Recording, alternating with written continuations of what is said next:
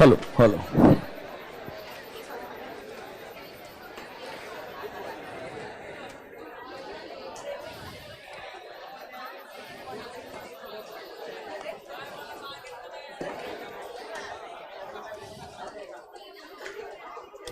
Charger भूल गया हूँ, चार्जर बैग के पीछे वाला पार्ट में रहेगा।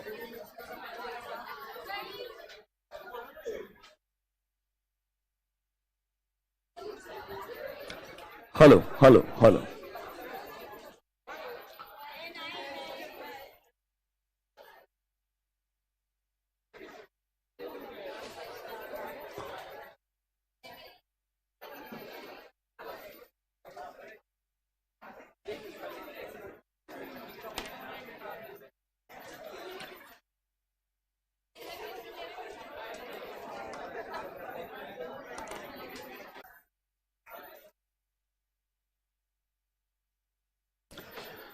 Okay, good morning everyone. How was your Sunday? Nice. कुछ काम धंधा किया कि नहीं किया? कुछ भी मतलब एकदम यूजलेस जैसे पढ़े रहे दिन भर। बीकॉम एग्जाम है, बीकॉम का अभी कौन से एग्जाम्स आ गए? अभी सेकेंड सेमेस्टर जून में। कुछ भी होता है यार। तुम्हारा एग्जाम चल रहा है सही में? एक्चुअली में नहीं, मेरे को तुम्हारा शक्ल देकर डाउट आ रहा है। पक्का एग्जाम चल रहा है? First year second year third year वाला भी है। चलो विदाउट वेस्टिंग टाइम, कल कुछ होमवर्क दिया था आपको मैंने? होमवर्क दिया था तुमको? क्या होमवर्क दिया था? क्या पता सर, आपको ही मालूम रहेगा। है क्या होमवर्क दिया था? अच्छा, होमवर्क कंप्लीट भी किया, पर ये याद नहीं है क्या होमवर्क था। Very nice. Benefits of BP दिया था क्या?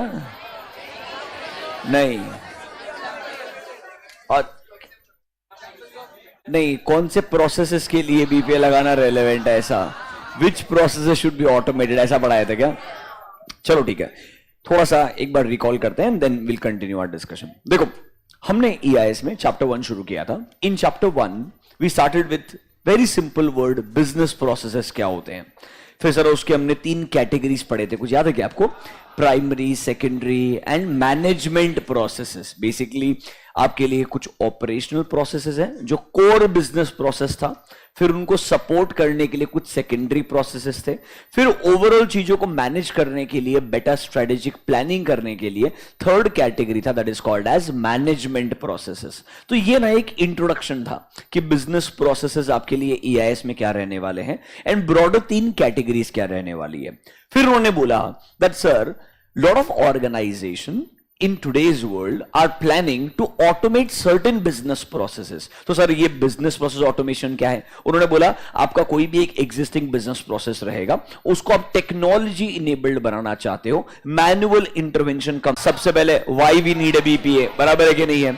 फिर कुछ applicable laws and regulations रहेंगे, पता होना चाहिए मेरे को। existing process को document करो ताकि एग्जिस्टिंग प्रोसेस का अंडरस्टैंडिंग बढ़िया से हो। फिर अपने गोल्स एंड ऑब्जेक्टिव्स को डिफाइन करो, एग्जैक्टली आप क्या अचीव करना चाहते हो। फिर sir if required higher a third party consultant, ROI वगैरह कैलकुलेट करो। उसके बाद में सर आप नया प्रोसेस को डेवलप करो, टेस्ट करो, आगे स्टेप बताया नहीं था, इंप्लीमेंट भी करना चाहिए एंड मॉनिटरिंग भी करना चाहिए। ऐसे कुछ स्टेप्स बताए थे। Are you all comfortable with them guys?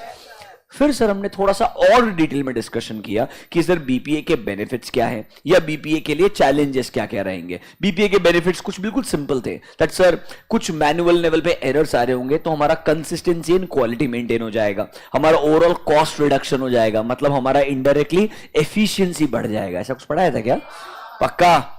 Sir challenges क्या थे? कॉस्टली चीज है, ओवरऑल टाइम कंज्यूमिंग है, अरे यस और नो, और अगर कॉम्प्लेक्स प्रोसेसेस है तो कभी कभी शायद डिफाइन करना भी मुश्किल हो सकता है। And sir there can be always a problem of redundancy, मतलब सर हो सकता है शायद आप जो प्रोसेस को वैल्यू एडिशन ही नहीं करने वाला है, बट आप अनफॉर्चुनेटली उस पर अपना टाइम और एफर्ट इन्वेस्ट कर देंगे ऑटोमेट करने के लिए। क्या इतना पार्ट आपको समझ में आया था?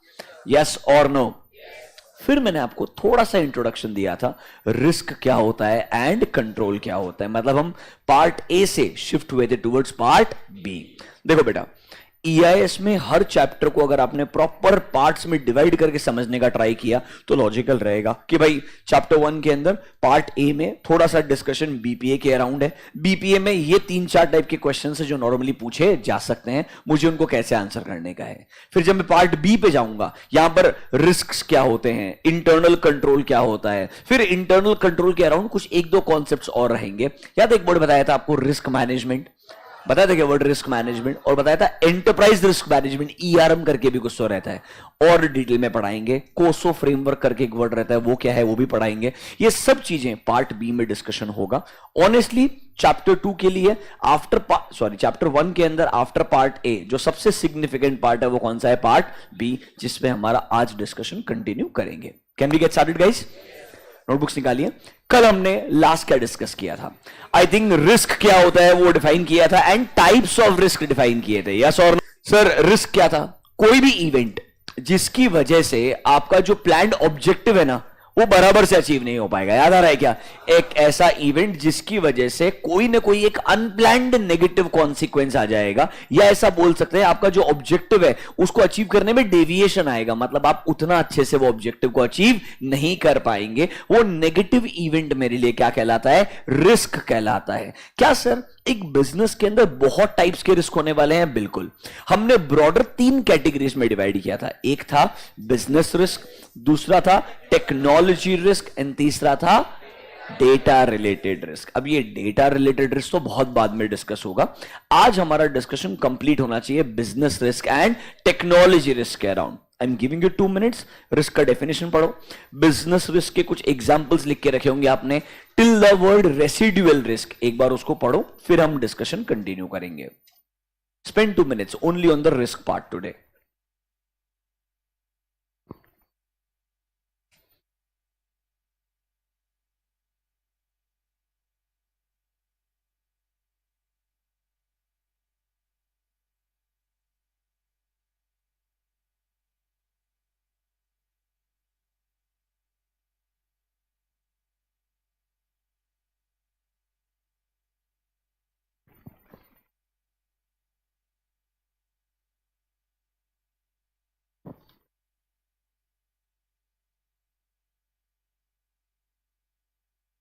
पढ़ा क्या आपने? देखो वर्ड, ये जो वर्ड रेसिडुअल रिस्क है ना, वो आपको थोड़ा सा समझाया था मैंने, उसका और डिटेल्ड डिस्कशन थोड़ा सा कंट्रोल्स वगैरह पढ़ेंगे उसके बाद और समझेगा। क्योंकि रेसिडुअल रिस्क क्या बोलता है भाई, किसी एरिया में रिस्क है, आपको लगता है इसे रिड्यूस करना है, उसके लिए आपने कंट्रोल लगाया। क्या लगाया? कंट्रोल लगाया। कंट्रोल लगाने के बावजूद भी कुछ ना कुछ रिस्क फिर भी रह जाएगा। देखो जैसे कि आपको वर्ड रीजनेबल एश्योरेंस ऑडिट में पढ़ाया था, वैसे इंटरनल कंट्रोल्स लगाने से भी हमें कौन सा एश्योरेंस मिलता है? रीजनेबल, कि भाई रिस्क को हम रिड्यूस कर देंगे पर वो 100% जीरो नहीं हो सकता है, पूरा कंप्लीटली अवॉइड नहीं हो सकता है। मतलब सर रिस्क को मिटिगेट करने के बावजूद भी कुछ ना कुछ रास में रिस्क रह जाएगा, वो रिस्क हमारे लिए कहलाता है रेसिडुअल रिस्क। कैसे इसको डिजाइन किया जाएगा, कैसे इसको हम हमारे एक्सेप्टेबल लेवल के अंदर तक रिड्यूस कर सकते हैं, यही आगे हमारा डिस्कशन होने वाला है। एक बेसिक डेफिनेशन लिखवाया है। Let us continue our discussion on the other control वाला part. We will come back to this word and I am sure you will understand this better. Discussion करते हैं, फिर हम कुछ लिखने के बारे में सोचेंगे। एक बात बताइए, क्या लगता है आपको, can you give me examples of technology risk? I am sure आराम से आप सोच सकते हो इसके बारे में। क्या होता है टेक्नोलॉजी रिस्क आपके हिसाब से? टेक्नोलॉजी आउटडेटेड हो जाएगा, ओके। फेलियर ऑफ मशीनरी, क्या बोल रहा तू? डेटा ब्रीच, वो टेक्निकली थर्ड कैटेगरी में आ जाएगा। एक वर्ड है data related risk all together. समझ रहे हो मेरा बात? हालांकि मैं मानता हूं डेटा ब्रीच भी टेक्नोलॉजी फेलियर की वजह से होगा, वो है टेक्नोलॉजी का पार्टी, बट इनके कैटेगरी में थर्ड कैटेगरी अलग से एग्जिस्ट करता है। तो you are not wrong but you are not right as per I see है। Anything else? क्या हो सकता है? साइबर अटैक्स हो सकते हैं, ओके। सोचो ना नेगेटिव क्या हो सकता है बिकॉज ऑफ टेक्नोलॉजी, तुम आराम से सोच सकते हो। क्या नेगेटिव हो सकता है? क्या हो जाएगा? Unemployment because of technology, AI की वजह से अनएम्प्लॉयमेंट। तो बिजनेस को क्या फर्क पड़ता है उससे? अरे तुम बिजनेस ओनर जैसे सोच रहे हो। डिस्ट्रप्टिव कैसे हो सकता है बेटा?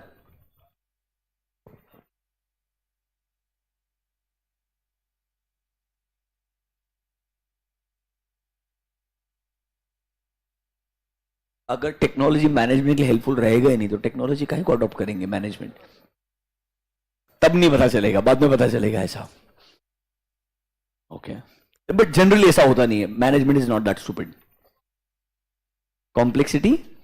Complexity in technology. अरे एक बात सोचो, जब तुमने वर्ड कॉम्प्लेक्सिटी बोला, don't you think existing businesses को टेक्नोलॉजी ज्यादा समझेगा नहीं? कोई वॉशिंग मशीन मैन्युफैक्चरर है, वो वॉशिंग मशीन बना रहा है लास्ट 20 साल से, उसको वॉशिंग मशीन बनाने का टेक्नोलॉजी समझता है क्या? उसको ये समझता है कि वॉशिंग मशीन को ऑटोमेट कैसे कर दे? Not the automatic, I am talking about internet enabled washing machine. अरे वो चीज उसको नहीं समझता ना। Ideally they are not used to of collecting data, they are used to of collecting clothes and processing and giving it back. मतलब उसका product बनाने का आदत था, उसका प्रोडक्ट को टेक्निकली इंटरनेट से कनेक्ट करने का आदत नहीं था। उसको एज ए वॉशिंग मशीन लोगों का डेटा कलेक्ट करके कि ये लोग हफ्ते में कितने बार कपड़ा धोता है, तो मेरे बाद ये डेटा कलेक्ट करने का काम नहीं था। Are you understanding my point? Another example, Toyota car manufacturing company for years, बराबर है कि नहीं है? इज्जत से गाड़ी बना रहा है बेचारा बहुत सालों से, प्रॉफिटेबल बिजनेस भी है, बराबर है कि नहीं है? बट क्या वो टेस्ला के कंपैरिजन में इन टर्म्स ऑफ वैल्यूएशन आज भी कम है? मैं बता रहा हूं कम है कंपैरेटिवली। समझ रहे हो मेरा बात? बुरा तो उसको बहुत लगा बट कुछ कर नहीं सकते। समझ रहे हो मेरा बात?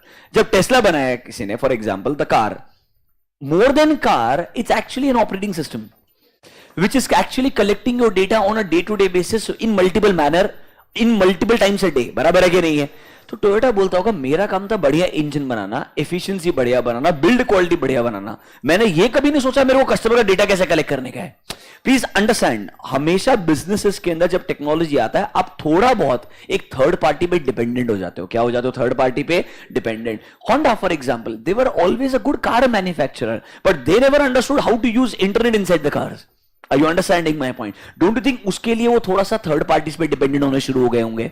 नॉर्मली एक बिजनेस जो करता है वो अपने कोर बिजनेस पे फोकस करता है, जो नॉन कोर एक्टिविटीज है आपने सुना होगा वो आउटसोर्स कर दी जाती है। तो यहां पर ये जो टेक्नोलॉजी वाला पार्ट है, मे बी एक थर्ड पार्टी को आउटसोर्स किया जाएगा, तो आप एक आईटी वेंडर पे डिपेंडेंट हो जाओगे। किस पे डिपेंडेंट हो जाओगे? आईटी वेंडर पे। I give you very, when I join पीडब्ल्यूसी फॉर माय आर्टिकलशिप, आपको नॉर्मली लैपटॉप दिया जाता है, बराबर है? 2008 में हमको सेकंड हैंड लैपटॉप मिलता था, मतलब वो ऑफिसेस में मैनेजर, सीनियर मैनेजर्स ने यूज कर लिया होगा, वो लैपटॉप आर्टिकल्स को देते थे, लैपटॉप देते थे, वही बड़ा बात था। 2008 का बात कर रहा हूं मैं, ठीक है? पर अगर उस लैपटॉप में कोई भी प्रॉब्लम आया, I have to go to the IT department in पीडब्ल्यूसी। When we started going to the IT department with in पीडब्ल्यूसी, धीरे धीरे हमको समझ में आया वो आईटी डिपार्टमेंट में काम करने वाले लोग पीडब्ल्यूसी के एम्प्लॉइज ही नहीं है, they belong to IT company. पीडब्ल्यूसी ने उनके साथ में कॉन्ट्रैक्ट साइन किया हुआ है दैट आपके कम से कम 3 या 4 लोग कंसिस्टेंटली हमारे ऑफिस में बैठेंगे। हालांकि टैग उनके पास पीडब्ल्यूसी का था, वो पीडब्ल्यूसी के पेरोल पे नहीं थे। बात समझ में आ रहा है क्या? मतलब वो क्या बेसिकली एज अ कॉन्ट्रैक्टर काम कर रहे थे, पर वो एवरीडे ऑफिस में आएंगे तो उसको टैग तो कैरी करना पड़ेगा यार, बराबर है कि नहीं है? सो कैन आई से पीडब्ल्यूसी is dependent on a IT company. अगर उसका एम्प्लॉय आना बंद हो जाए तो पीडब्ल्यूसी के एग्जिस्टिंग एम्प्लॉयज को अगर कोई आईटी इशू आया तो वो किधर जाएगा? किधर भी नहीं जा सकता, उसको समझेगा ही नहीं क्या करने का। You understanding my point? तो आपका डिपेंडेंसी बिकॉज ऑफ टेक्नोलॉजी कोई ना कोई एक आईटी वेंडर पे आ जाता है। When we use the word complexity, इससे ये प्रॉब्लम समझ में आती है, एक रिस्क है that I am dependent on someone, and if I am dependent on someone और वो थर्ड पार्टी टाइमली अवेलेबल ना हो, बढ़िया सर्विस प्रोवाइड ना करे, इसका नेगेटिव इंपैक्ट आएगा। वो आईटी कंपनी थोड़ी समझेगा पीडब्ल्यूसी का डेडलाइन क्या है, क्योंकि डेडलाइन एक ऑडिटिंग एंड अकाउंटिंग फर्म को समझेगा, उनका काम है कंसल्टेंसी प्रोवाइड करना। आर यू अंडरस्टैंडिंग दिस और नॉट? थोड़ा डिफरेंस समझ में आ रहा है क्या? चलो और बोलो, क्या रिस्क है टेक्नोलॉजी में? Sorry, regular changes in technology हमको अडेप्ट करते रहना पड़ेगा, तो कॉस्टली चीज हो सकता है। बिल्कुल अच्छा पॉइंट है। Disrupts the confidential information, data breach है बेसिकली इन सिंपल टर्म्स। ये थोड़ा सा हमारा थर्ड पॉइंट के अंदर आ जाएगा, बट हाँ ये रिस्क बहुत सीरियस है। जैसे जैसे चीजों को ऑटोमेट करते जा रहे हैं वैसे वैसे थोड़ा सा रिस्क बढ़ते जा रहा है। Have you heard of ransomware? Ransomware कुछ साल पहले आया था, एंटिटीज के सिस्टम्स को अटैक किया जाता था और उनसे बिटकॉइन में पैसा मांगे जाते थे। आइडियली नहीं मालूम आपको? अभी भी होता है, अभी थोड़ा छोटे स्केल पे हो गया, पहले थोड़े बड़े स्केल पे था आइडियली। तो मतलब वो पैसा मांगना है, रैंसम मांग रहा है, बट रैंसम मांग रहा है किस फॉर्म के अंदर? क्रिप्टो करेंसी के फॉर्म में, ताकि तुम ट्रेस बैक ना कर पाओ किसको पैसा दिया है। ऐसा हुआ है, हो रहा है। ओके, रादर उसके लिए आईटी कंपनीज नहीं बन गए जिन्होंने सोल्यूशन बनाया that we can take care of ransomware. नया problem always there is a new solution. Are you understanding my point? Ideally, that's how the business grows. और क्या रिस्क है तुम्हारे सबसे? इन्होंने एक दो खतरनाक टेक्निक्स बोली है, खतरनाक. एक banking companies, let's say Kotak Mahindra bank, HDFC bank, ICICI bank. I am talking about big private banks. अब इंडिया का जितना भी तुम्हारा हाई नेटवर्थ इंडिविजुअल्स रहेगा, कहीं ना कहीं बैंक अकाउंट ओपन करेगा ही करेगा. वो ऐसा नहीं बोलता नहीं बैंक अकाउंट भी यूएस में जाके खोलेगा, वो भी हो सकता है. But still for example, normally अगर एक इंडिया में रहने वाला हाई नेटवर्थ इंडिविजुअल है, बैंक अकाउंट तो इंडिया की प्राइवेट बैंक में ओपन करेगा. बराबर है क्या? नहीं है. अब मैं जब bank account let's say HDFC bank के साथ में ओपन करता हूं, normally HDFC bank high net worth individuals को एक आरएम अलोकेट करते हैं. क्या अलोकेट करते हैं? RM. RM is called as relationship manager. RM is called as relationship manager. कोई नहीं, HDFC बैंक में एक डिपार्टमेंट होता है रिलेशनशिप मैनेजर्स का, उसमें एक एम्प्लॉई है. वो एम्प्लॉई को बोला इस पर्टिकुलर कस्टमर को कोई प्रॉब्लम हो तो इमीडिएटली रिजॉल्व करने का. मतलब उसे कोई भी कंसर्न हुआ, credit card related, loan related, whatever issue is, वो आपको कॉल करेगा. तुम्हारा काम है दूसरे डिपार्टमेंट से कनेक्ट करके प्रॉब्लम सॉल्व करने का. Are you understanding my point? Basically क्योंकि वो बहुत ज्यादा पैसा पार्क कर रहा है अपने बैंक अकाउंट के अंदर, इसलिए उसको हमने एक कंसल्टेंट एक्स्ट्रा दे दिया. तो ये आरएम ना ऐसे 15-20 एचएनआईज के लिए काम करते हैं, बहुत मल्टीपल लोगों के लिए काम करते हैं. बराबर है कि नहीं है? अब एक बात सोचो, एक आरएम 15 पूना के हाई नेटवर्थ इंडिविजुअल्स का बैंक अकाउंट मैनेज करता है एचडीएफसी बैंक के बिहाफ पे. एक एग्जांपल दे रहा हूं मैं. एचडीएफसी बैंक कल्याणी नगर ब्रांच, आरएम मिस्टर एक्स में क्या होता है उसे समझ में आ जाएगा. उसका काम ही एक ऐसे 15 अकाउंट्स को दिन भर देखते रहना. इन 15 अकाउंट होल्डर्स को कोई प्रॉब्लम है वो सॉल्व करना. Don't you think about this?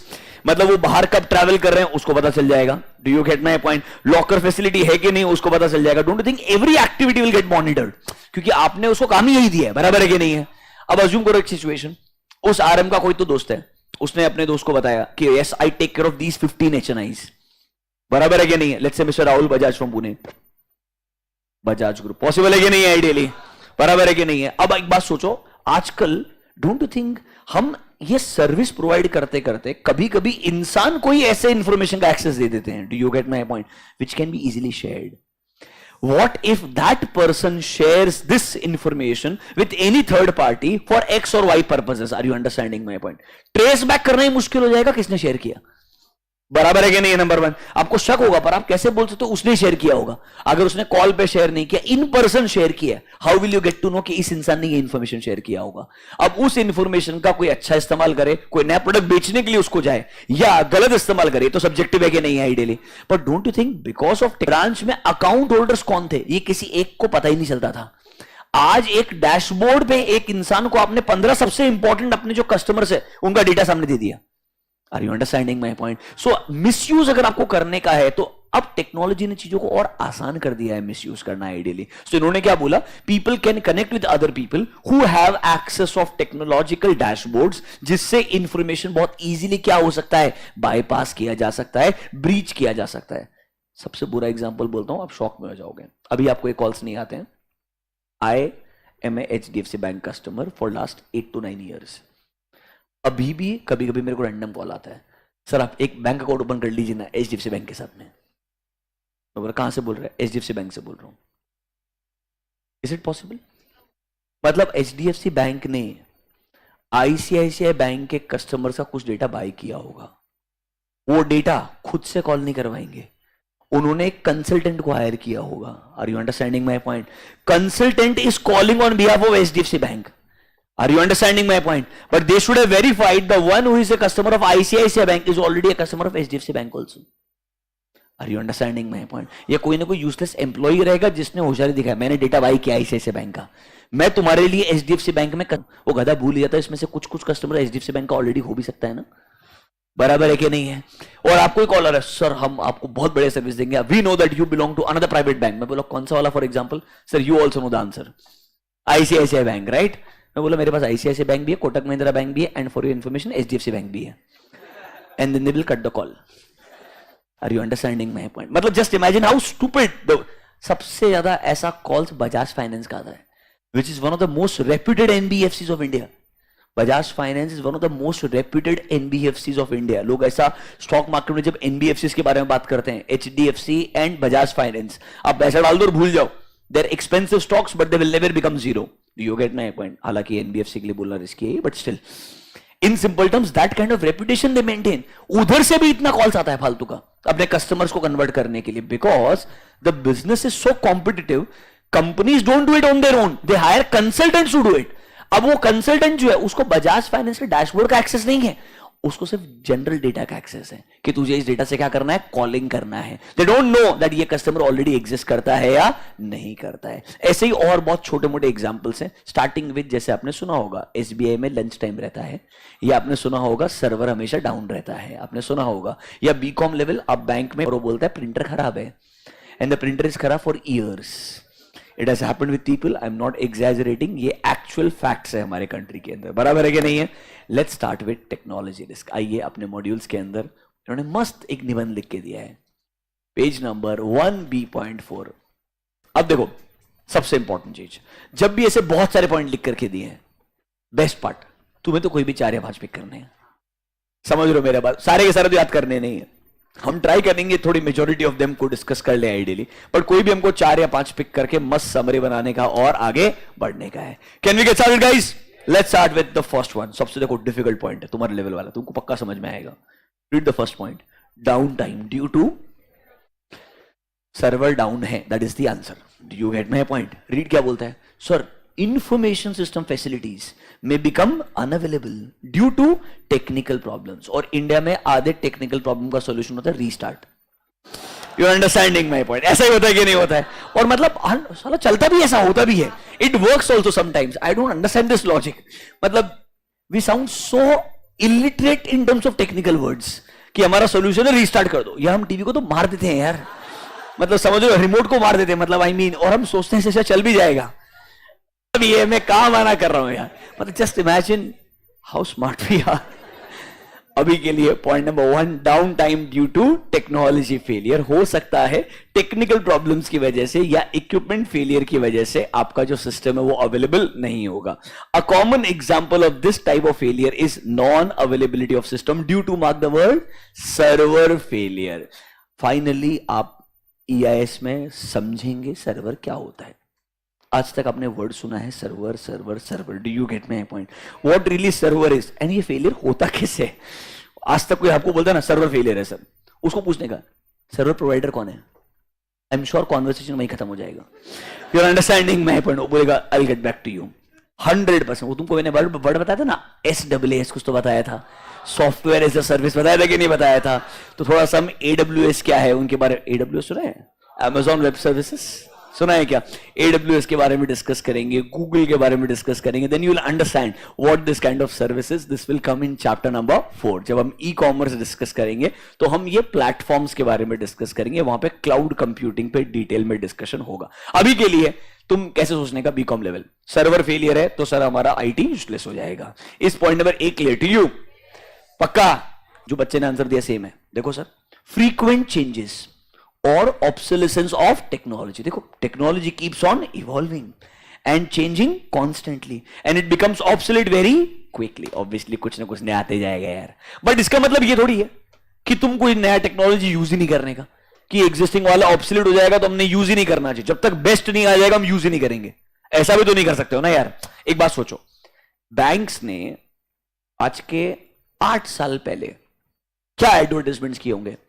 अब आपको ब्रांच में जाने का जरूरत नहीं है. आपका जो ATM है दैट इज योर बैंक. वो जो ATM कार्ड है ना, वही आपका बैंक है. मतलब वो ऐसा ICICI बैंक का मुझे आज भी एडवर्टाइजमेंट याद है 8-9 साल पहले. You go to ICICI bank का ATM, आप पैसा विड्रॉ कर सकते हो, आप कैश डिपॉजिट कर सकते हो, उन्होंने मशीन लगाया था कैश डिपॉजिट करने का. आप चेक को ड्रॉप बॉक्स में डाल सकते हो, बराबर है कि नहीं है? फिर चेक का एक्सेप्ट करने का मशीन भी लगाया था उन्होंने. समझ रहे हो क्या मेरा बात? मतलब बेसिकली उनको लगता था आदमी का बैंक से काम ये 4-5 चीजें. अब ये फिजिकल ब्रांच में जाने का जरूरत नहीं है. अगर आप कोई ATM में भी गए तो भी आपका ये काम हो जाएगा. 8-9 years back they believe this is technology revolution. Today do we even need to go to bank to open a bank account? Have you even gone to a bank? आप में से कितने लोग बैंक गए हो? ऑनेस्टली बताओ. Thank God. अच्छा, give it 5 years, I am sure they'll be like कौन जाता है सर बैंक? वो मेरे को जज करेंगे ऐसा क्वेश्चन पूछने के लिए. समझ रहे हो? But do you guys go consistently to the bank? नहीं, कंसिस्टेंसी तो खत्म हो गया, बराबर है कि नहीं? आइडियली कैन आई से everyone is using internet banking और उसके भी आगे मोबाइल बैंकिंग, दोनों अलग अलग है.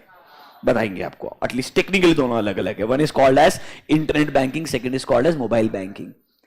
2009 जनवरी व्हेन आई टर्न्ड 18, तो मेरा पीडब्ल्यूसी ने एचएसबीसी में बैंक अकाउंट ओपन करवाया. एचडीएफसी नहीं, एचएसबीसी, जो बैंक उड़ गया है इंडिया से. फ्रॉड करने में सबसे नंबर 1 बैंक है. मैं इंडिविजुअल लेवल का फ्रॉड नहीं बात कर रहा हूँ, बहुत बड़े लेवल का फ्रॉड कर रहा हूँ, कभी बताएंगे, will talk about it. HSBC के बारे में पढ़ना, one of the famous banks for frauds and always gets away. The best part HSBC, ठीक है. बैंक अकाउंट ओपन किया. उस जमाने में इंटरनेट बैंकिंग सर्विस चाहिए क्या, ये आपको फॉर्म में भरना पड़ता था. I want to use internet banking, उसका एक फॉर्म था. आप समझ रहे हो क्या मेरे बात? उस अभी भी है क्या? Oh my God. सी अभी भी अरे सिर्फ टिक करना पड़ता है ना यार. पहले सामने लोग बोलना पड़ता था मुझे इंटरनेट बैंकिंग यूज करना है, फिर आपको 2 अलग अलग खत आते थे, मतलब लेटर आते थे.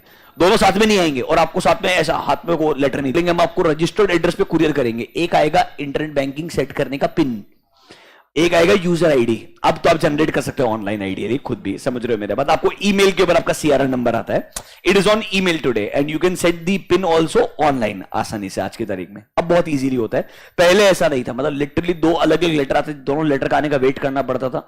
लेटर को दोनों साइड से कट किया, वो बीच में से ओपन होता था, सडनली 5-6 वर्ड्स निकलते थे. वो वर्ड्स वो आपको ऑप्शन देते थे कैसे इंटरनेट बैंकिंग लॉग इन शुरू करने का ideally. And the dashboard used to be literally, हम 1970s 80s में जा रहे हैं ना, जैसा पीसी में जो वेबसाइट दिखता है, इतना पथेटिक यूजर इंटरफेस हुआ करता था ideally. From there just imagine today ये एसेंशियल बन गया है. एंड आपको जब फोन के अंदर आप मोबाइल बैंकिंग लॉग इन करते हो, आपका सिम कार्ड जो रजिस्टर्ड मोबाइल नंबर है कनेक्टेड रहता है, वो मैसेज भेजता है, रिप्लाई ऑटोमेटिकली लेके आता है. कभी ट्राई किया ऐसा? ट्राई किया आपने ऐसा? रजिस्टर्ड मोबाइल नंबर पे ओटीपी आएगा, मैसेज के अंदर एक ऑटोमेटिक ड्राफ्ट मैसेज बन के आ जाएगा, सेंड करने का रिसीव होगा और आपको एक्सेस दे देगा. सब कुछ खुद कर रहा है कि नहीं कर रहा ऑटोमेटिकली, बराबर है कि नहीं है? सो इन सिंपल टर्म्स हम बहुत ज्यादा आगे कंपैरेटिवली आ चुके हैं. आपको 1-2 ऐसे एग्जांपल और दूंगा और आप मेरा बात मानोगे नहीं, बट ये फैक्ट है. एचडीएफसी बैंक मोबाइल एप्लीकेशन, आपको आपका बैलेंस इंडिया में आईएनआर में दिखाना चाहिए, उसने इंडिया के अंदर आईएनआर में दिखाना चाहिए. बट अगर आप सेम फोन लेकर के लेट्स से अंदर 2-3 महीने रह गए और आपने सेम ही फोन यूज किया, वहां पे लॉग इन किया होगा, आईएनआर में दिखाएगा. When you come back to India, उसको लगेगा ये इंसान यूएसडी के अंदर ये बैलेंस देखना चाहेगा, क्योंकि आप वहां के इंटरनेट कनेक्शन से मल्टीपल टाइम एचडीएफसी बैंक के ऐप में लॉगिन कर चुके हो. Are you understanding my point? When you come back, आप लॉगिन करेंगे आइडियली, वो आईएनआर दिखाएगा, नीचे पॉपअप करके यूएसडी के अंदर भी ऑप्शन दिखाएगा. सेम अमाउंट को कन्वर्ट करके यूएसडी के अंदर, कोई मैन्युअली नहीं कर रहा है, ये वो ऑटोमेटिकली ट्रैक कर रहा है कि ये यूजर एक्चुअली में कौन से करेंसी में ये अमाउंट देखना प्रेफर करेगा, और अकॉर्डिंगली उस करेंसी के अंदर आपको अमाउंट शो करना शुरू कर देगा. मतलब कहना इसे टेक्नोलॉजिकल चीजें हम बहुत ज्यादा आगे लेके आ चुके हैं. चीजें बदलते रहेगी, हम मानते हैं ये चीज. सर ये रिस्क नेगेटिव सोचना चाहो तो है, पॉजिटिव सोचना चाहो तो हर बिजनेस ऐसे इंप्रूव भी होते रहेगा. Is point number B clear to you? Frequent changes और obsolescence of technology. At least point number A and B समझ में आया आपको? पक्का 2 पॉइंट समझ में आया? आगे बढ़े क्या? चलो एक और सिंपल सा पॉइंट पढ़ते हैं. Come to point number F. Read the heading. Just आपको एग्जांपल दिया था थोड़ी देर पहले मैंने. क्या बोलता है? Dependence on vendors due to outsourcing of IT services. पढ़िए जरा पैराग्राफ को क्या बोलता है, जल्दी पढ़ो, शाबाश.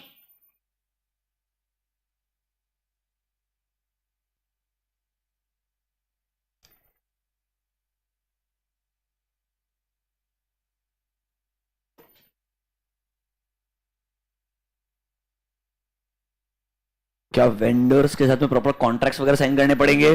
बिल्कुल सर, रिस्क है. अगर हम एक वेंडर का हेल्प ले रहे हैं, मतलब थोड़ा डेटा का एक्सेस तो उनको भी मिल रहा है ना यार indirectly. So I need to have proper contracts और agreements in place. Plus don't forget, it's just not about my dependency on them, it's also risk यार. अगर मेरे बिजनेस में कोई फेलियर या प्रॉब्लम आया, और लेट्स से वो वेंडर, अभी एक एग्जांपल देख लीजिए, आपका जो वेंडर है वो यूएस बेस्ड कंपनी है. अब यार वो अपने कैलेंडर के हिसाब से काम करेगा, उसके लिए क्रिसमस हॉलीडे या फॉर एग्जांपल आपका जो थैंक्स गिविंग का हॉलीडे वाला वीक है वो इंपॉर्टेंट है, बराबर है कि नहीं? अब हमारे लिए थैंक्स गिविंग है ही नहीं, बराबर है कि नहीं है? उस पीरियड के अंदर अगर आपको कोई फेलियर होता है, प्रॉब्लम आता है, वो वहां पे क्या बोलेगा? मैं छुट्टी पे है. अरे लॉजिकल है कि नहीं है? मैं आपको ये प्रैक्टिकल प्रॉब्लम्स बोल रहा हूं जो एक्चुअली में होता है. इसीलिए पता है इंडियन कंपनीज प्रेफर करती है यूएस वेंडर होना चाहिए, पर जिसका इंडिया ऑफिस भी होना चाहिए, ताकि एटलीस्ट मैं इंडियन कैलेंडर के हिसाब से जब प्रॉब्लम फेस करूं तो there should be someone to respond to me ideally. Otherwise time zone के अंदर डिफरेंस है, प्लस आपके कैलेंडर के जो हॉलीडेज है वो अलग तरीके से वर्क करते हैं। मैं उन पर डायरेक्टली डिपेंडेंट नहीं हो सकता हूं। अगर मुझे कॉन्स्टेंटली एक वेंडर पे डिपेंडेंसी होती है तो उस वेंडर को प्रेफर किया जाएगा जो मे बी यूएस बेस्ड होगा, बट अल्टीमेटली एक ऑफिस कहां होगा, हमारे कंट्री में भी होगा, ताकि सर इमीडिएटली प्रॉब्लम को एड्रेस किया जा सकता है। इस point number F clear to you? पक्का? नीचे आओ। Can you see a word? External threats leading to, can you see a word? Cyber frauds और साइबर क्राइम्स।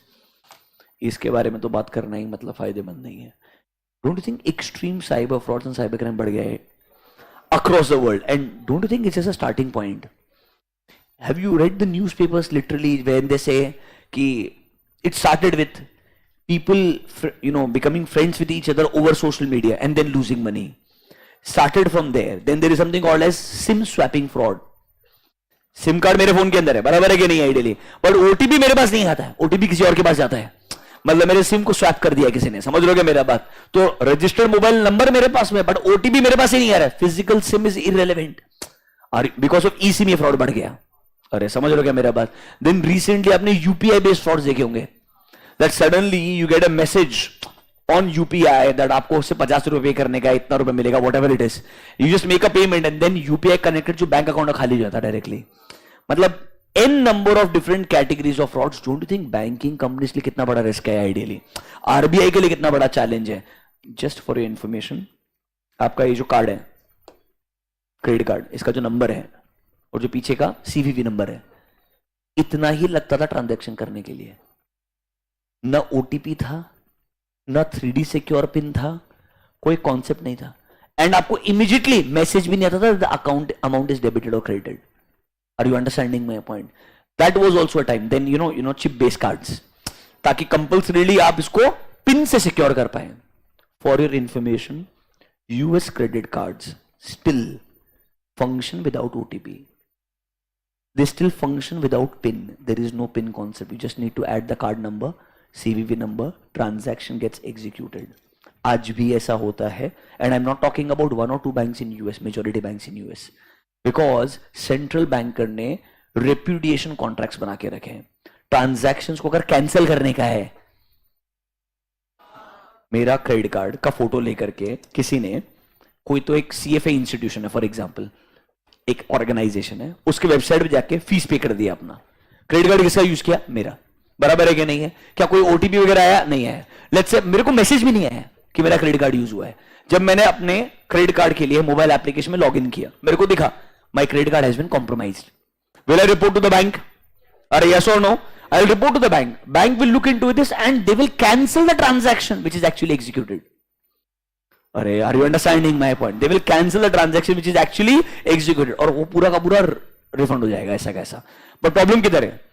अब इसने, तुम क्या सोचेगा, ये सेम क्रेडिट कार्ड का डिटेल लेकर के फिजिकल स्टोर में गया, समझ रहे मेरे बात, सामान खरीदा, पर पेमेंट करने के लिए कार्ड इंसर्ट करना कंपलसरी है। अरे समझा क्या मेरा बात? एंड शॉकिंग बात, जब तुम कार्ड इंसर्ट करते हो ना, अपन जो पिन टाइप करते हैं ना, पिन होता ही नहीं है, वहां पे एक छोटा सा स्क्रीन रहता है और एक अपना पेंसिल रहता है, आपको साइन करना होता है। That sign itself is undertaking that the card user is you only. Card तुम्हारे नाम पे ही है। पिन कॉन्सेप्ट अभी भी एग्जिस्ट नहीं करता है। हमारा private banks are way ahead of its time, way ahead, because India में प्रॉब्लम पता है क्या है? अगर फ्रॉड हुआ तो बैंक के पास गया तो आरबीआई को मालूम है बैंक कुछ नहीं कर पाएगा। Are you understanding my point? वो ये ट्रैक ही नहीं कर पाएगा किधर हुआ, कैसे कैंसिल करने का, और तेरा पैसा वापस आएगा। It in itself is a big process all together. That is why what they realized, risk involved is very high. Control इधर एग्जिस्ट नहीं करता, तो इधर नया कंट्रोल लगा दिया कि बिना पिन के ट्रांजैक्शन होने ही नहीं देगा। वहां पर उनको लगता है बिटवीन सेंट्रल बैंकर को ट्रांजैक्शन कैंसिल करना बहुत इजीली पॉसिबल है, इसलिए उनको फर्क नहीं पड़ता है। They don't care. अभी भी आपको बता रहा हूं, जब आप यहां से कोई इंडियन कार्ड लेके जाओगे और जब वो पहली बार पिन मांगेगा, सामने वाला डर जाएगा तेरा कार्ड गलत है, क्योंकि उनको पिन प्रेस करवाने का कस्टमर से आदत ही नहीं है। दे विल लुक एंड जज यू कि कौन सा कार्ड है ये। Are you understanding my point? हालांकि डोंट फॉरगेट, ये सेम वही वीजा मास्टर कार्ड के कार्ड जो वहां पे चलते हैं, पर जस्ट इमेजिन वही पावर्ड कार्ड्स इंडिया में अलग तरीके से काम करते हैं। I hope you are understanding my point, because they realized. और प्लस हमारे इधर इंश्योरेंस कॉन्सेप्ट बहुत कम है, वहां पर बाय डिफॉल्ट इंश्योरेंस है every credit card. Are you understanding my point? तो एटलीस्ट मैं इंश्योरेंस कंपनी से क्लेम तो ले सकता हूं यहां पर अपना नॉर्मल पॉलिसी का क्लेम लेने में प्रॉब्लम है। I hope you are understanding my point. तुम बोल रहे क्रेडिट कार्ड का मिसयूज हो गया, उसका इंश्योरेंस क्लेम मेरे को मिल जाएगा, मिलना चाहिए। प्रॉब्लम ये हमको पता भी नहीं होता कितना है इंश्योर्ड। आप बैंक को कॉल करोगे, आधा इंफॉर्मेशन उनको भी नहीं पता होता है। I hope you are understanding my point. So यहां पर risk involve is high, that's why controls are more stringent. That's why controls are more stringent. देखो क्या बोलता है, the system environment provides access to customers anytime, anywhere using internet. इसीलिए information system जो earlier accessible था only to employees, now it is exposed to anyone from anywhere. इस वजह से risk involved बहुत extreme बढ़ गया है। पहले बैंक के इधर लॉगिन कौन करेगा, बैंक के एम्प्लॉइज लॉगिन करेंगे। डोंट यू थिंक आज हर customer multiple time internet banking login करता होगा, मोबाइल बैंकिंग लॉगिन करता होगा, तो ओवरऑल बैंक का जो सर्वर है उसका एक्सपोजर तो बहुत सिग्निफिकेंटली बढ़ गया ना यार। तो overall risk involve through my cyber frauds and cyber crime has increased significantly. यही उसका एग्जांपल है। Is this clear to you? ये दोनों पॉइंट पढ़िए खुद से, बहुत टफ है, जल्दी से, दोनों कनेक्टेड है।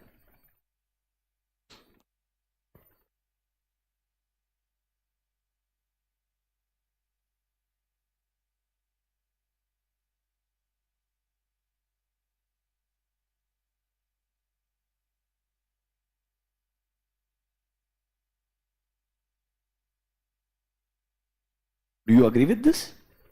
अल्टीमेटली एम्प्लॉइज के पास में एक्सेस है ना यार, क्या उसको अब्यूज कर सकता है? बिल्कुल कर सकता है यार, 100%। मतलब is there a possibility? Yes. Same ही पॉइंट आगे नीचे बोल रहा, देखो, new social engineering techniques, fraudsters use new techniques. क्या? They socialise with employees and extract information. आपका वो मूवी घटिया वाला, किसी के पास लैपटॉप में वो इंपॉर्टेंट डेटा है, मैं उससे दोस्ती करेगा, उसका लैपटॉप का एक्सेस लेगा, डेटा निकाल, बीकॉम लेवल याद रखें आइडियली, वो लिखा हुआ है इसने यहाँ पे in simple terms, that still you try to connect with people who have access to right information and you want to extract the information through them, चाहे जानबूझ करके, इंटेंशनली, अनइंटेंशनली, फ्रॉडुलेंट तरीके से, या मे बी सामने वाले को fraud का पार्ट बना करके।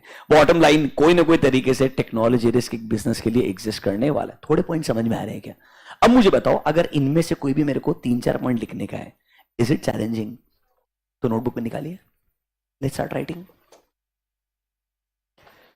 We are under types of risk. Point number A था हमारा बिजनेस रिस्क, वो डिस्कस हो गया है। अब लिखिए note number 2, I think note number 1 था ना हमारा business risk, write down note number 2, examples of technology risk. हमने पहले 3 कैटेगरीज बनाई होगी, फिर फर्स्ट कैटेगरी के एग्जाम्पल्स लिखे थे। नोट नंबर 2 में एग्जाम्पल्स लिखेंगे टेक्नोलॉजी रिस्क के, examples of technology risk. Under this point number 1, down time due to technology failure, down time due to technology failure, down time due to technology failure, dash करके लिखो। Sometimes entities information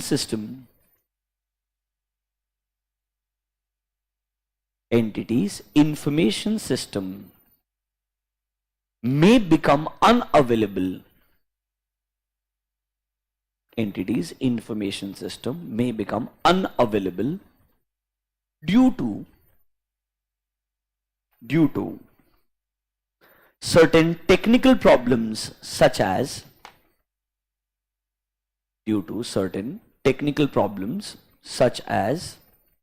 server failures,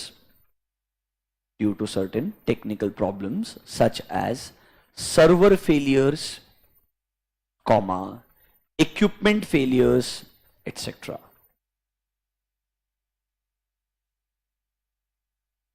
server और equipment failure etcetera. Exam में 4 number लेके आने के लिए कोई मेहनत की जरूरत नहीं है, कोई ज्यादा टेक्निकल नॉलेज का जरूरत नहीं है। ऑनेस्टली बता रहा हूं, बहुत बेसिक से पॉइंट लिख करके दिए हैं। अगर समझते जाएगा, आपको बस ये समझना है ऐसे क्वेश्चंस को एड्रेस कैसे करना है। एग्जाम में कैसे पूछेगा? आप कंपनी के आईटी डिपार्टमेंट के हेड हैं, आप बहुत सारे प्रोसेस को ऑटोमेट करना चाहते हैं, आपको लगता है इसकी वजह से बहुत सारे टेक्नोलॉजी रिस्क एक बिजनेस को फेस करने पड़ सकते हैं। Can you give some examples? Story से, तुम्हारे डेजिग्नेशन से कोई फर्क नहीं पड़ता है, उसको क्या चाहिए? 4 point. Is this clear to you? Point number 2, frequent changes or obsolescence of technology. Frequent changes or obsolescence of technology. Frequent changes or obsolescence of technology. Dash करके लिखो. Technology keeps on evolving. Technology keeps on evolving and changing. Technology keeps on evolving and changing, comma, it may become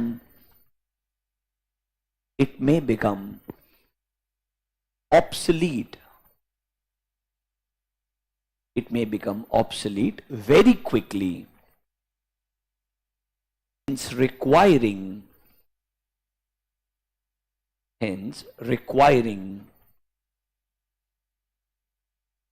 recurring investments, hence requiring recurring investments in new technology solutions, hence requiring recurring investments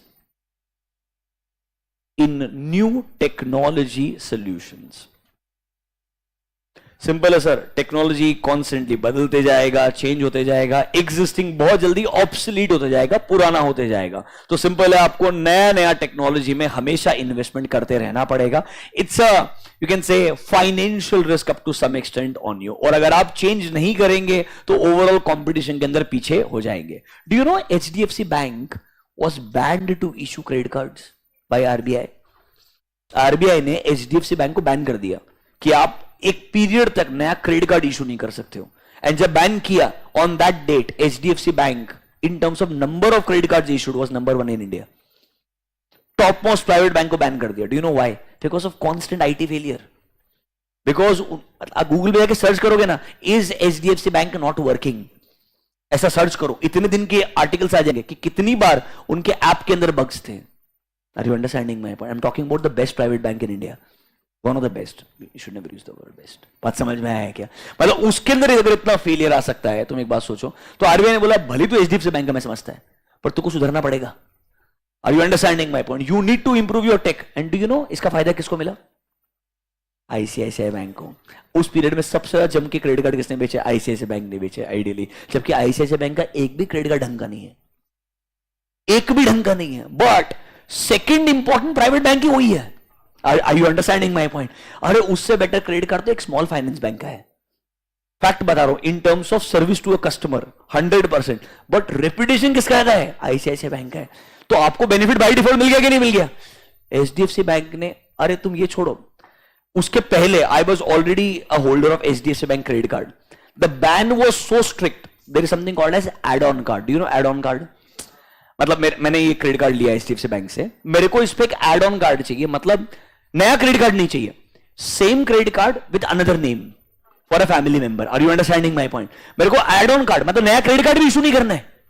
are you understanding my point? Same credit card का एक clone card बना के देने का है कि physically अगर आपको कार्ड चाहिए तो मेरे को ऐसा सेकंड ऑप्शन चाहिए. इफ इट इज मदर, वो भी यूज कर सकते हैं, बराबर है कि नहीं? आइडियली वो मेरे को एड ऑन कार्ड इशू नहीं कर पाए. RBI के गाइडलाइन इतना स्ट्रॉन्ग था. Even that was categorized as issuing a new credit card all together. मतलब उन्होंने लिटरली उनके एग्जिस्टिंग एक पूरे धंधे के जो सेगमेंट है पूरा, उसको रोक दिया. Are you understanding my point? I am just trying to say it should be taken so seriously in real life and you can not neglect it कि यार अगर कुछ IT बग्स आ रहे हैं हो जाएगा solve eventually. That's not how you can think in certain industries. और banking industry, और मैं बार बार बैंकिंग इंडस्ट्री एग्जांपल्स क्यों दे रहा हूं? चैप्टर 5 इस पे ही है, तो तुम रिलेट कर पाओ इसको आगे जाकर के. Are you understanding my point? This can be applied in other industries also. Are you understanding what I am saying? क्या आपको 2 पॉइंट समझ में आए? चाहिए point number 3, dependence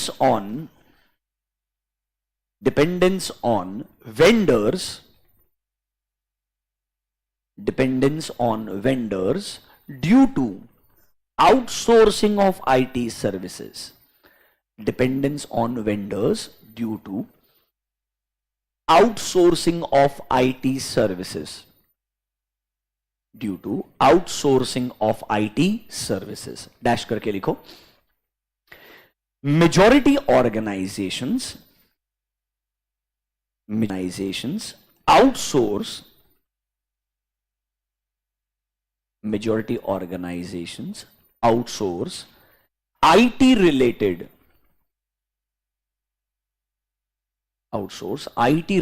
functions to third party vendors.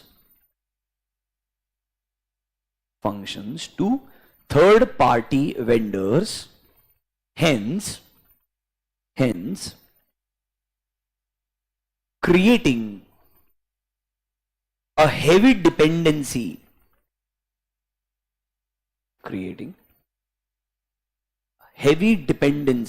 on these vendors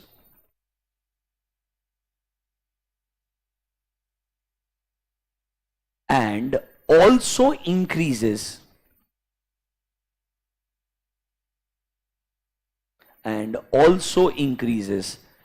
data confidentiality risks.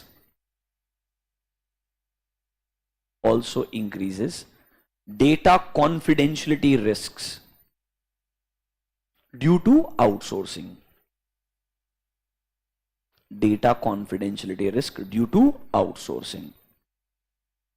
Simple सा example ले लीजिए आप.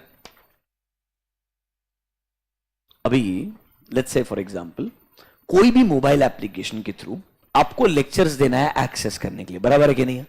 तो मेरे को कहीं ना कहीं ये उठा करके अपलोड करना पड़ेगा जहां से आप इसको एक्सेस कर पाएगा, बराबर है कि नहीं है? So there has to be a place, let's call this as a server for example. तो मेरे को सर्वर रेंट पे लेना पड़ेगा. खुद का सर्वर बिल्ड करना तो बहुत कॉस्टली प्रोसेस रहेगा, बराबर है कि नहीं है? तो मैं कोई एक सर्वर जो सर्विस प्रोवाइडर रहेगा उससे रेंट पे लेगा एंड अपना डेटा वहां अपलोड करेगा, बराबर है कि नहीं है? डेटा अपलोड करने के बाद मैं बोलूंगा जिसको मैं अलाउ करता हूं उसको तुम इस डेटा को डाउनलोड करना अलाउ करो, उसको तुम ये डेटा एक्सेस करना अलाउ करो, बराबर है कि नहीं है? पर डोंट यू थिंक मेरा जो सबसे इंपॉर्टेंट प्रॉपर्टी है मैंने अल्टीमेटली एसेट जो है कहीं ना कहीं थर्ड पार्टी के ऊपर पार्क कर दिया जा करके, तो मेरे को एक कॉन्फिडेंशियलिटी ब्रीच का रिस्क तो हमेशा रहेगा ना यार. My data itself is the most important asset for a organization. If that data gets compromised, don't you think मेरे लिए lawful भी problems आ जाएगा, plus at the same time business risk भी बड़ा हो जाएगा ideally. तो ये एक constant problem है. आप आज की तारीख में सिर्फ हार्डवेयर के लिए वेंडर पे डिपेंडेंट नहीं हो, सॉफ्टवेयर के लिए वेंडर पे डिपेंडेंट नहीं हो, इवन क्लाउड सर्विसेज जो होती है उसके लिए भी किस पे डिपेंडेंट हो? वेंडर पे. मतलब आप लिटरली इतने आईटी वेंडर्स पे डिपेंडेंट है कि इतने अलग अलग वेंडर है, कभी कभी एक वेंडर दूसरे वेंडर से कॉन्ट्राडिक्ट करता है. एग्जाम्पल, जब आप एक नया मोबाइल एप्लीकेशन बनाते हो आपको एंड्रॉइड के लिए अलग से मोबाइल एप्लीकेशन बनाना पड़ता है एंड iOS के लिए अलग से बनाना पड़ता है, बराबर है कि नहीं है? अब मेरा जो यूजर है उसका डिवाइसेस वेरी करता है क्योंकि एक iOS यूजर है एक एंड्रॉइड यूजर है. मेरे को सेम ही एप्लीकेशन दोनों के लिए अलग अलग बना करके दो अलग अलग लोगों से अप्रूवल लेना पड़ेगा. एंड कभी कभी आप देखते होंगे, एग्जाम्पल बोलता हूं, इवन फेसबुक का जो यूजर इंटरफेस था up to some extent was different on iOS and different on Android for years. अब जाके वो बहुत सिमिलर हो गया. पहले ये डिफरेंस होना बहुत नॉर्मल था क्योंकि iOS बहुत सारी चीजें परमिट नहीं करता था पर एंड्रॉइड परमिट करता था. बात समझ में आ रहा है क्या? एंड डोंट यू थिंक आज तो एप्पल का सबसे बड़ा सेलिंग पॉइंट एक है प्राइवेसी. वो हर एडवर्टाइजमेंट उसी वर्ड के अराउंड बनाता है, बराबर है कि नहीं है? क्योंकि आज उसके लिए वो सबसे इंपॉर्टेंट सेलिंग पॉइंट बन गया because everyone knows my every data is getting compromised. I think 2 या 3 दिन पहले I was looking at social media पे एक शॉर्ट क्लिप था और mister Rahul Gandhi, he was giving interview to someone, ठीक है? और उन्होंने उससे राहुल गांधी से क्वेश्चन पूछा, what is your opinion on AI, artificial intelligence होने के नहीं है? You know what was his answer? Anyone who has seen this? What was his answer? बोला, you are telling me about data breach, I am sure my phone is getting tapped on a daily basis and mister Modi ji is aware of everything what I am talking also. Are you understanding? If you want, I can say hello to Mr. Modi on my phone without calling anyone. Are you understanding my point? Very smart. मतलब मैं बता रहा हूं, मैं कोई supporter नहीं किसी चीज का, but the people who are trying to help him now are smart people. They know really well कैसे धीरे धीरे बहुत sarcastic, बहुत smart तरीके से पॉइंट को पुट अक्रॉस करना है. तो उसने इसका आंसर दिया कि देखो see, if you want I can say hello to mister Modi ji without calling anyone directly. मेरे पास इंटरनेशनल कॉलिंग एक्टिवेटेड नहीं रहेगा, फिर भी हाँ बोल सकता हूँ 100%, because I am sure they are trying to tap everything what I say, and the best way to tap is my phone. That is always close to me. Are you understanding my point? And then obviously he gave the answer कि yes, at a country level, at a citizen level, standards होने चाहिए ताकि इसको protect किया जाए. Even a country like US is thinking this as a threat, तो हमें तो consider करना ही चाहिए. But just imagine, मैं आपको वही समझा रहा हूँ, आज की तारीख में हमें genuinely नहीं पता है who is collecting data from us. When we say, याद है हमारा फोन में कोई भी नया एप्लीकेशन डाउनलोड करने के बाद allow, वो फोर्सफुली अलाउ करना पड़ता है बहुत सारी चीजों के लिए. यस और no? Even if I don't want to allow use certain features of the application, बराबर है क्या नहीं है? आपको अलाउ करना पड़ेगा. People are just trying to get as much data as possible from you. I think there was a small documentary which came during Covid time, social dilemma या कुछ डॉक्यूमेंट्री आया था. It's crazy. मतलब when you get time watch it, और तुमने वो देखा ना तो तुम एक बार डर जाओगे.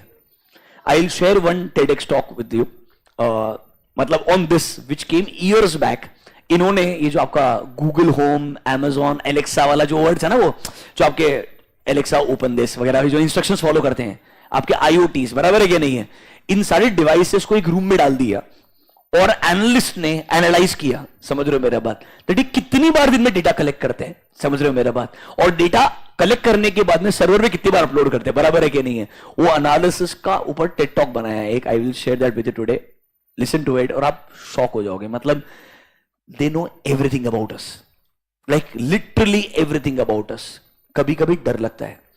आपने किसी से बात किया इस संडे गोवा जाना चाहिए क्या, and you go to mobile phone and you try to use MakeMyTrip and it already shows from Pune to Goa.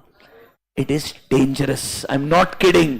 अभी हमको डर लगता है कि वो इतना एक्सट्रीम हुआ है कि नहीं हुआ है, but you feel this somehow.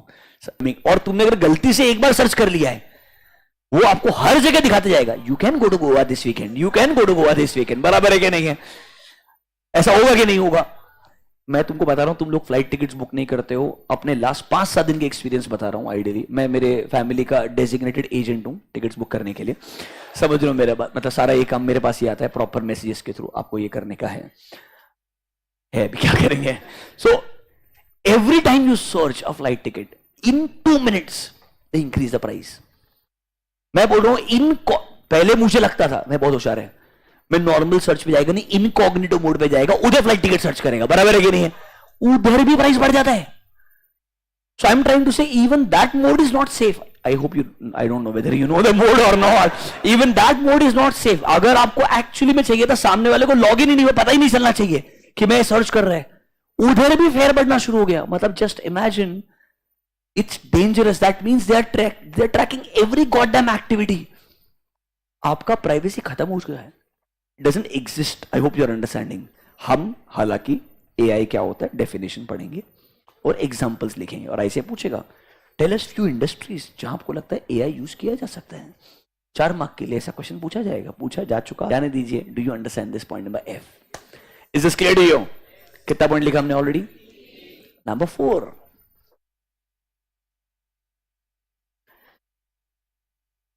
higher impact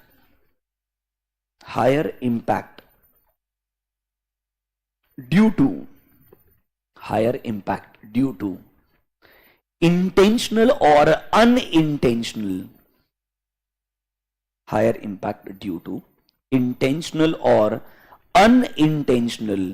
acts of internal employees. Higher impact due to intentional or unintentional acts of internal employees.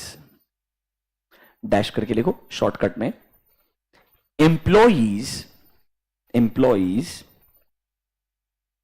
may abuse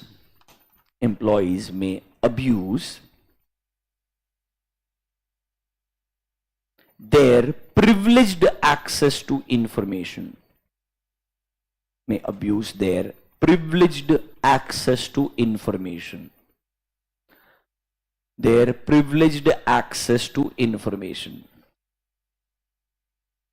देखो ये है कि उनके पास में ये इंफॉर्मेशन का एक्सेस रहेगा, वो इसको गलत तरीके से यूज भी कर सकता है, अब्यूज भी कर सकता है, और ऑब्वियसली एम्प्लॉय के पास में डायरेक्ट एक्सेस रहेगा उस इंफॉर्मेशन का.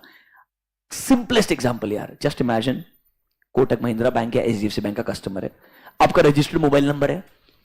अगर मुझे रजिस्टर्ड मोबाइल नंबर चेंज करना है, there should be a proper process for this.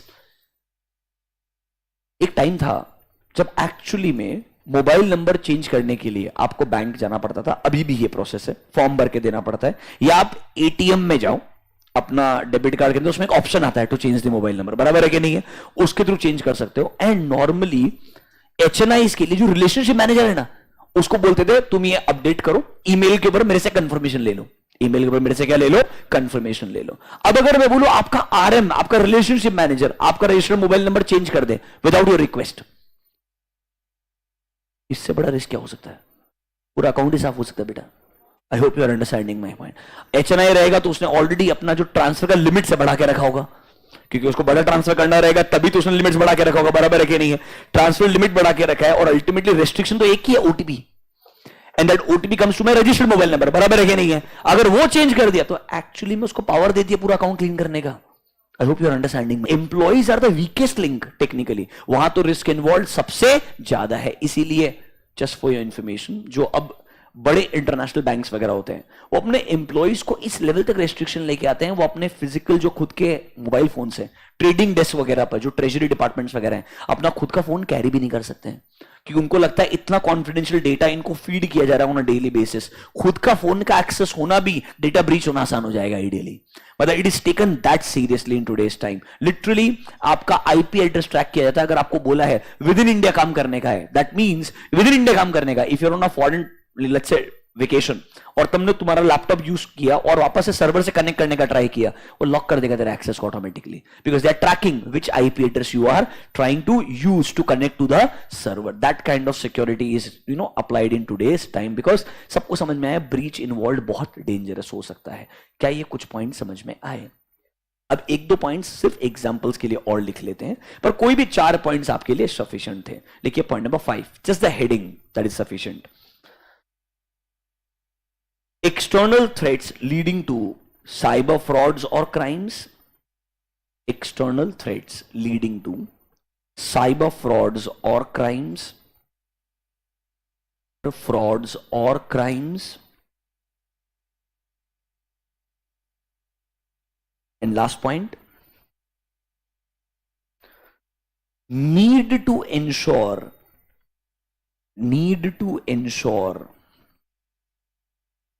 continuity of business process. Needed to ensure continuity of business process in the event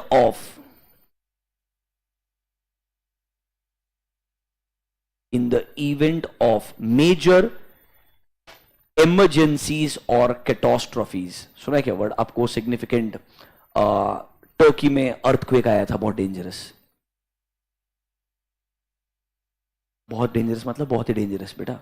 so many people lost their lives. We had अभी छोटा सा मतलब earthquake in other parts of India also. अभी significant train accident हुआ कुछ दिन पहले ideally. चलो उससे शायद इतना आईटी पे डायरेक्टली इंपैक्ट नहीं आया होगा, बट अगर एक कंट्री को कोई अर्थक्वेक हो गया, फ्लड हो गया सिग्निफिकेंटली, या एक जमाने में बहुत पहले सुनामी आया था, तो आपका सिग्निफिकेंट जो फिजिकल इंफ्रास्ट्रक्चर उसको डिस्टर्ब कर दे पूरा का पूरा। सो आपको वापस बैकअप या रिकवर करने का एक प्रोसेस। ऐसे इमरजेंसी वाले सिचुएशन में कैटास्ट्रोफी अगर हो जाता है तो कैसे हम हमारे बिजनेस प्रोसेस को कंटिन्यू रखेंगे, इसके लिए एक वर्ड होता है business continuity plan, BCP, business continuity plan. And एक वर्ड होता है डीआरपी, डिजास्टर रिकवरी प्लान। कुछ दो वर्ड्स हैं, बिजनेस कंटिन्यू कैसे रखें, डिजास्टर से रिकवर कैसे करें। BCP is business continuity plan, DRP is disaster recovery plan. आगे चैप्टर नंबर 3 में इंट्रोड्यूस किए जाएंगे, आपको बताएंगे डिटेल के अंदर किस तरीके से फंक्शन कर सकता है। Will talk about this in chapter number 3। BCP is business continuity plan. अगर कोई मेजर प्रॉब्लम आ भी गया है, बिजनेस को कंटिन्यू कैसे रखूं। लाइक फॉर एग्जाम्पल, आपने कुछ टाइम पहले ऐसा एक वो हेडलाइन पढ़ा होगा, WhatsApp and Facebook was down for few minutes. ऐसा होते रहता था ना बीच में, मतलब कोई ना कोई, अगर उसके उधर भी सर्वर फेलियर हो सकता है, बराबर है कि नहीं है, उधर सर्वर का भी बैकअप, सर्वर बैकअप का भी बैकअप का बैकअप का बैकअप रहेगा। उधर भी वो फेलियर आ सकता है कि नहीं आ सकता है, उसको भी रिकनेक्ट करने में कुछ टाइम लगा कि नहीं लगा, बराबर है कि नहीं है, but at least they had an option to get back as soon as possible, बराबर है कि नहीं है। और ऐसा नहीं है ना आपका डेटा पूरा का पूरा डिलीट हो गया या लैप्स हो गया, ऐसा नहीं है। उस पीरियड में किसी ने अगर आपको व्हाट्सएप पे मैसेज किया होगा तो आपको डिलीवर हुआ होगा once the system reinstalled. Are you understanding my point? जब सिस्टम वापस से नॉर्मल पोजीशन पे आया, आपको मैसेजेस डिलीवर हो गए होंगे, तब तक वो मैसेज डिलीवर नहीं हुए होंगे। ऐसा नहीं ना पर मैसेज डिलीट हो गए, ऐसा नहीं ना वो मतलब खत्म हो गया पूरा डेटा, ऐसा नहीं कि डेटा पूरा कंप्लीटली उड़ जाएगा, वो डेटा रिस्टोर किया जाएगा ideally. I hope you are understanding this. थोड़ा सा आपको टेक्नोलॉजी से समझ में आया क्या? देखो ऐसे तो इसके अराउंड कितना भी पढ़ो, ये नेवर एंडिंग टॉपिक है आइडियली। इसके अराउंड और डिस्कशन चैप्टर 3 में होने ही वाला है, बिकॉज वहां पर आपको ये टेक वाले टर्म्स इंट्रोड्यूस किए जाएंगे। अभी के लिए where are we are in chapter 1। In chapter 1 we talked about risks. There are different types of risk. पहला क्या था? बिजनेस रिस्क, और ये एग्जांपल्स है टेक्नोलॉजी रिस्क के। 2 मिनट देता हूं, एक बार टेक्नोलॉजी रिस्क के एग्जांपल्स जो आपने नोटबुक में लिखे फिर से पढ़िए। If you are comfortable we will go next.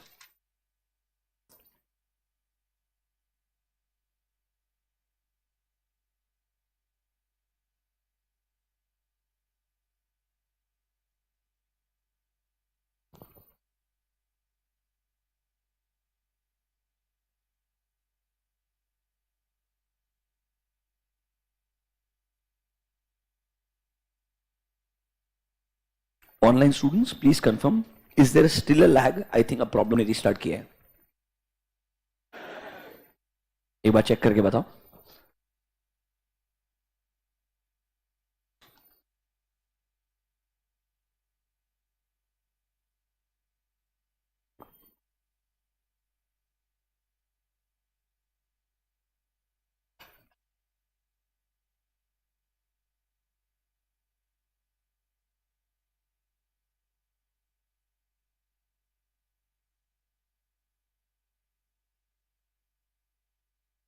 Still a little lag. Okay, just give me 1 minute.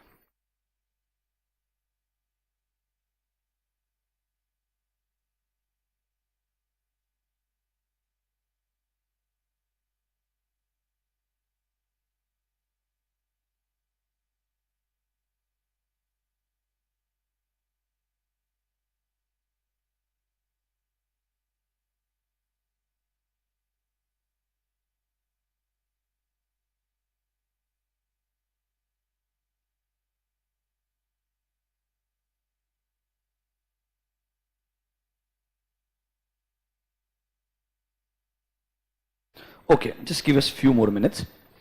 We're trying.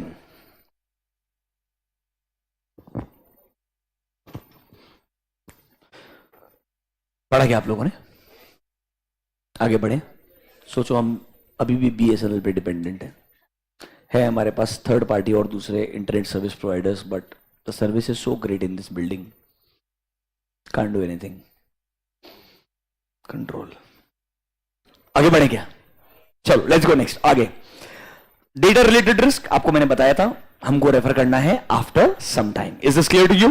चलो छोड़ो सब कुछ, आगे आ जाओ। एक खतरनाक कॉन्सेप्ट पढ़ेंगे सीधा डायरेक्टली, ये डेफिनेशन वगैरह सब लास्ट में पढ़ेंगे आराम से। रिस्क मैनेजमेंट क्या होता है, एसेट क्या होता है, टाइम पास चीजें कुछ इंपॉर्टेंट नहीं है एग्जाम के लिए, इसलिए पढ़ा देंगे लास्ट में आपको। अब आ जाओ रिस्क मैनेजमेंट स्ट्रेटेजीज के ऊपर। अतुल एक बार बीएसएनएल ट्राई करना वापस। Risk management strategies, let me give you an overview first, फटाफट से आराम से। ये इंपॉर्टेंट है एग्जाम के लिए, अंडरस्टैंडिंग के लिए भी बहुत इंपॉर्टेंट है, सुनिएगा ढंग से। टाइप्स ऑफ रिस्क वगैरह हो चुका है, आ गया रिकनेक्ट, आ गया बीएसएनएल मतलब मेरे हिसाब से भी। Online students now confirm, ideally now connection should be good. अब कोई लैग नहीं हो, लैग नहीं था बेटा, हमने शिफ्ट किया, मैंने खुद बोला आपको।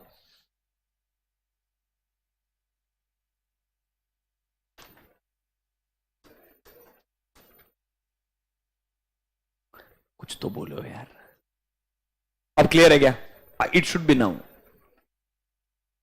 लिखते जाओ सब लोग, yes yes yes, okay okay लिखो फटाफट, शाबाश शाबाश जल्दी।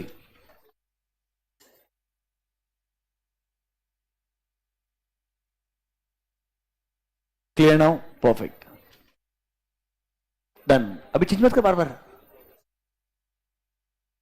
हाँ तू डरा है बड़ी मुश्किल से उनको अच्छा लग रहा है अभी तो। Perfect, now can we continue? Perfect, चलो आगे बढ़ते हैं। Let's go to the next one, risk management strategies. Everyone, I want your 100% attention now. पहले आपको एक अच्छा ओवरव्यू देता हूं, अब हम फाइनली एक बेसिक अंडरस्टैंडिंग ऑफ रिस्क से आगे जा रहे हैं। सर समझ गया, अलग अलग टाइप के रिस्क है। बॉटम लाइन ये है, कोई सा भी रिस्क हो मेरे बिजनेस के ऊपर नेगेटिव इंपैक्ट आएगा, मतलब मैं मेरे बिजनेस के ऑब्जेक्टिव्स को उतना अच्छे से अचीव नहीं कर पाएगा, यही डर है मुझे किसी भी रिस्क का। तो सर अब क्वेश्चन क्या बनता है, what do we do if we know that there are risks in a business? अगर रिस्क मुझे मिल जाए तो उसके बाद अगला स्टेप क्या होना चाहिए? तो उसके लिए आपको एक वर्ड बताएगा, that is called as risk management strategy. मतलब क्या है समझने का ट्राई करना। 99% लोग आपको बोलेंगे रिस्क है कंट्रोल करो, ऐसा नहीं होता, इट्स नॉट दैट सिंपल। सबसे पहले अलग अलग रिस्क जो आपको मिलती है उसको आपने आइडेंटिफाई किया, अब आप उसको एक बार एनालाइज भी करो। Sir when I say there is a risk, question number 1, कितना प्रोबेबिलिटी है कि ये रिस्क की वजह से नेगेटिव इंपैक्ट आएगा ही आएगा? आपने क्या बोला ना, there is a chance that there can be a problem. Chance कितना है, प्रोबेबिलिटी कितना है? जिधर प्रोबेबिलिटी ज्यादा रहेगा उधर मेरे को डर ज्यादा लगेगा ना यार। फिर sir not just probability, what can be the potential impact? मतलब when I say there is a technology risk, okay, there can be a technology failure, इसकी वजह से मेरा काम डिसरप्ट हो जाएगा, कितने टाइम के लिए? Sir it can get disrupted for 24 hours, 48 hours, 6 days, 7 days. ये मेरे को क्वांटिफाई करना भी जरूरी है कि पोटेंशियली कितना मेजर इंपैक्ट आ सकता है। अगर मुझे प्रोबेबिलिटी एंड पोटेंशियल इंपैक्ट समझेगा तो पता चलेगा ये रिस्क कितना सिग्निफिकेंट रिस्क है, ये रिस्क कितना सिग्निफिकेंट रिस्क है। हो सकता है बेटा कि कुछ कुछ ऐसा बिजनेस में रिस्क है, जो मैंने कल आपको एग्जांपल दिया था, normal loss of doing a business. अरे क्या बोला था, normal loss of doing a business. एक बात सोचो ना यार, आज बैंक्स का बेस्ट पॉसिबल बैंडविड्थ है, उन्होंने millions and millions of customers को मोबाइल बैंकिंग दिया है एप्लीकेशन यूज करने के लिए, बट ऐसा तो नहीं बोल सकते ना कि उनका मोबाइल एप्लीकेशन कभी भी फेल नहीं होगा। चाहे best of the best bank रहेगा दुनिया में, उसका भी मोबाइल ऐप तो फेल हो सकता है ना यार, फॉर अ टाइम पीरियड हो सकता है कि नहीं हो सकता है। क्वेश्चन इज कितना फास्ट रिकवर होता है, क्वेश्चन इज क्या ये एक्सेप्टेबल है मेरे कस्टमर के लिए? अगर ये कस्टमर के लिए एक्सेप्टेबल है, इतना कोई मेजर प्रॉब्लम नहीं है, वो रिकवर भी बहुत फास्ट होगा, तो मैं बोलूंगा this is a risk which is worth accepting. ये रिस्क को हमने एक्सेप्ट कर लेना चाहिए कि भाई हमारे पास में बेस्ट पॉसिबल सर्विस प्रोवाइडर है, बेस्ट पॉसिबल बैंडविड्थ है, हम बेस्ट पॉसिबल सर्विस दे रहे हैं, पर 24 आवर्स के अंदर हो सकता है 10 मिनट के लिए प्रॉब्लम किसी ना किसी को कभी ना कभी आ जाए, पर उसके लिए कस्टमर माइंड नहीं करेगा, उसको भी मालूम है मैं फोन शायद रीस्टार्ट करके वापस चालू करूंगा तो चल जाएगा। Are you understanding my point? उतने के अंदर our connection will also get reestablished. Are you understanding my point? If this is the situation, I may accept the risk and continue the business. इसके लिए मैं कंट्रोल लगाने के बारे में नहीं सोचूंगा। तो सर हो सकता है शायद मुझे लगे इस रिस्क को जब मैं मैनेज करने के बारे में जाऊं तो शायद ये रिस्क को एक्सेप्ट कर लेना भी ठीक है, कंट्रोल करने का कोई जरूरत नहीं है। पर अगर मैं बोलूं, कल आपको दूसरा एग्जांपल दिया था एप्पल का रॉ मटेरियल सप्लायर वाला एग्जांपल, कि भाई जो मुझे रॉ मटेरियल जो सप्लाई कर रहा है आदमी, वो रॉ मटेरियल क्वालिटी ही इतना पुअर है कि मेरा कस्टमर खुश नहीं रहने वाला है उससे। कह रहा है इससे मेरा रेपुटेशन लॉस बहुत बड़ा होने वाला है। बराबर है कि नहीं है? अरे हाँ या ना? या सर जो मुझे मोबाइल एप्लीकेशन बना के देने वाला वेंडर है, उसका मार्केट में रेपुटेशन है, उसने एक बार ऑलरेडी एक बैंक के लिए डेटा ब्रीच कर दिया है, एक बार ऑलरेडी डेटा ब्रीच कर चुका है, अब वो बोलता है मैं अगली बार कभी नहीं करूंगा, ऐसा वो लिख के देने को तैयार है। बट डोंट यू थिंक सामने वाले का मार्केट रेपुटेशन तो खराब है? Data breach for a banking company is a very dangerous thing. Yes or no? Don't you think your risk is not worth accepting? This risk is not worth reducing also. This risk should be avoided. This risk should be avoided. I should look for a new vendor altogether. भली महंगा रहेगा, quality भली थोड़ा सा comparatively okay रहेगा, पर data का risk तो कम से कम कंपैरेटिवली कम हो जाएगा ना यार। तो कभी कभी आप सोचेंगे शायद रिस्क को कंप्लीटली क्या करना चाहिए, अवॉइड ही करना चाहिए। उसके लिए आपको सप्लायर चेंज करना पड़ेगा, वेंडर चेंज करना पड़ेगा, कॉन्ट्रैक्टर चेंज करना पड़ेगा, या कोई प्रोजेक्ट कोई अवॉइड करना पड़ेगा। अगर आपको लगता है वो बहुत रिस्की है तो उसको आपने कंप्लीटली क्या कर देना चाहिए, अवॉइड कर देना चाहिए, कोई फायदा नहीं नहीं है। Is this clear to you? थोड़ा बात समझ में आ रहा है क्या? मतलब सर रिस्क को मैं हमेशा कंट्रोल करने के लिए जाऊं ये जरूरी नहीं है। या तो मैं रिस्क को एक्सेप्ट भी कर सकता हूं या मैं कंप्लीटली अवॉइड भी कर सकता हूं। अगर सर मुझे लगता है ये रिस्क एक्सेप्ट करने वाला रिस्क नहीं है, मतलब ये प्रॉब्लमेटिक है, सर ये रिस्क इतना डेंजरस भी नहीं है कि इसको कंप्लीटली अवॉइड कर दो, ये रिस्क धंधे में रहने वाला है, मुझे इसको कैसे भी करके कंट्रोल करना चाहिए, रिड्यूस करना चाहिए, तो मैं क्या कर सकता हूं? एक्चुअली मैं एक इंटरनल कंट्रोल लगा सकता हूं। क्या लगा सकता हूं? इंटरनल कंट्रोल, जिसका काम क्या रहेगा? इस रिस्क के इंपैक्ट को रिड्यूस करना रहेगा। पर सर याद रखना, रिस्क का इंपैक्ट कभी भी जीरो नहीं हो पाएगा, कभी भी क्या नहीं हो पाएगा? मतलब सर उस रिस्क के ऊपर कंट्रोल लगाने के बावजूद भी कुछ रिस्क बचेगा क्या? Will I call that as a residual risk? अरे हाँ या ना? अब वो रेसिड्यूअल रिस्क वाला कॉन्सेप्ट आएगा कि भाई मैंने सोचा है इस रिस्क को कंट्रोल किया जाए, उसके लिए इंटरनल कंट्रोल लगाया जाए, पर शायद फिर भी कुछ रिस्क तो रह ही जाएगा, that risk will be termed as residual risk. तो सर या तो रिस्क को एक्सेप्ट कर लो या कंप्लीटली अवॉइड कर दो या रिस्क को रिड्यूस करो, मिटिगेट करो। 3 पॉइंट समझा क्या? 3 पॉइंट समझा क्या? रियल लाइफ में 3 ही रेलेवेंट है। आपके आंसर में एक पॉइंट और है। It is called as sharing of risk. It is called as sharing of risk. अब देखो बीकॉम लेवल का एग्जांपल बोलता हूं। आप मैन्युफैक्चरिंग बिजनेस में हो, कैपिटल एक्सपेंडिचर किया आपने, सुना क्या वर्ड? कैपेक्स। ठीक है, अब मैंने प्लांट मशीन वगैरह खरीदा, एक रिस्क है ना यार, कोई नेचुरल कैलामिटी की वजह से पूरा प्लांट मशीनरी उड़ सकता है, डूब सकता है, can I take a insurance? इससे मैंने up to some extent risk को शेयर कर लिया। क्या up to some extent risk को क्या कर लिया है? शेयर। पर ये हर जगह पॉसिबल नहीं होगा, it cannot go everywhere. I hope you are understanding my point. कुछ जगह पे मैं रिस्क को शेयर कर सकता हूं, मे बी उसके लिए एक पार्टनर लेके आ सकता हूं, इंश्योरेंस कंपनी लेके आ सकता हूं, बट लॉजिकली नॉर्मल बिजनेस के अंदर क्वेश्चन यही होता है, रिस्क को एक्सेप्ट करो, अवॉइड करो, रिड्यूस करो। ये शेयरिंग वाला ऑप्शन हर जगह पे नहीं आएगा, कुछ जगहों पे आ सकता है। हालांकि जब हम टेक्नोलॉजी की बात करते हैं तो हमारे पास नॉर्मली 3 ही ऑप्शन होते हैं, इधर accept the risk, avoid the risk और मिटिगेट द रिस्क। मिटिगेट मतलब रिड्यूस द रिस्क। पर 4th ऑप्शन क्या है? आप रिस्क को शेयर भी कर सकते हो। थोड़ा बात समझ में आ रहा है क्या?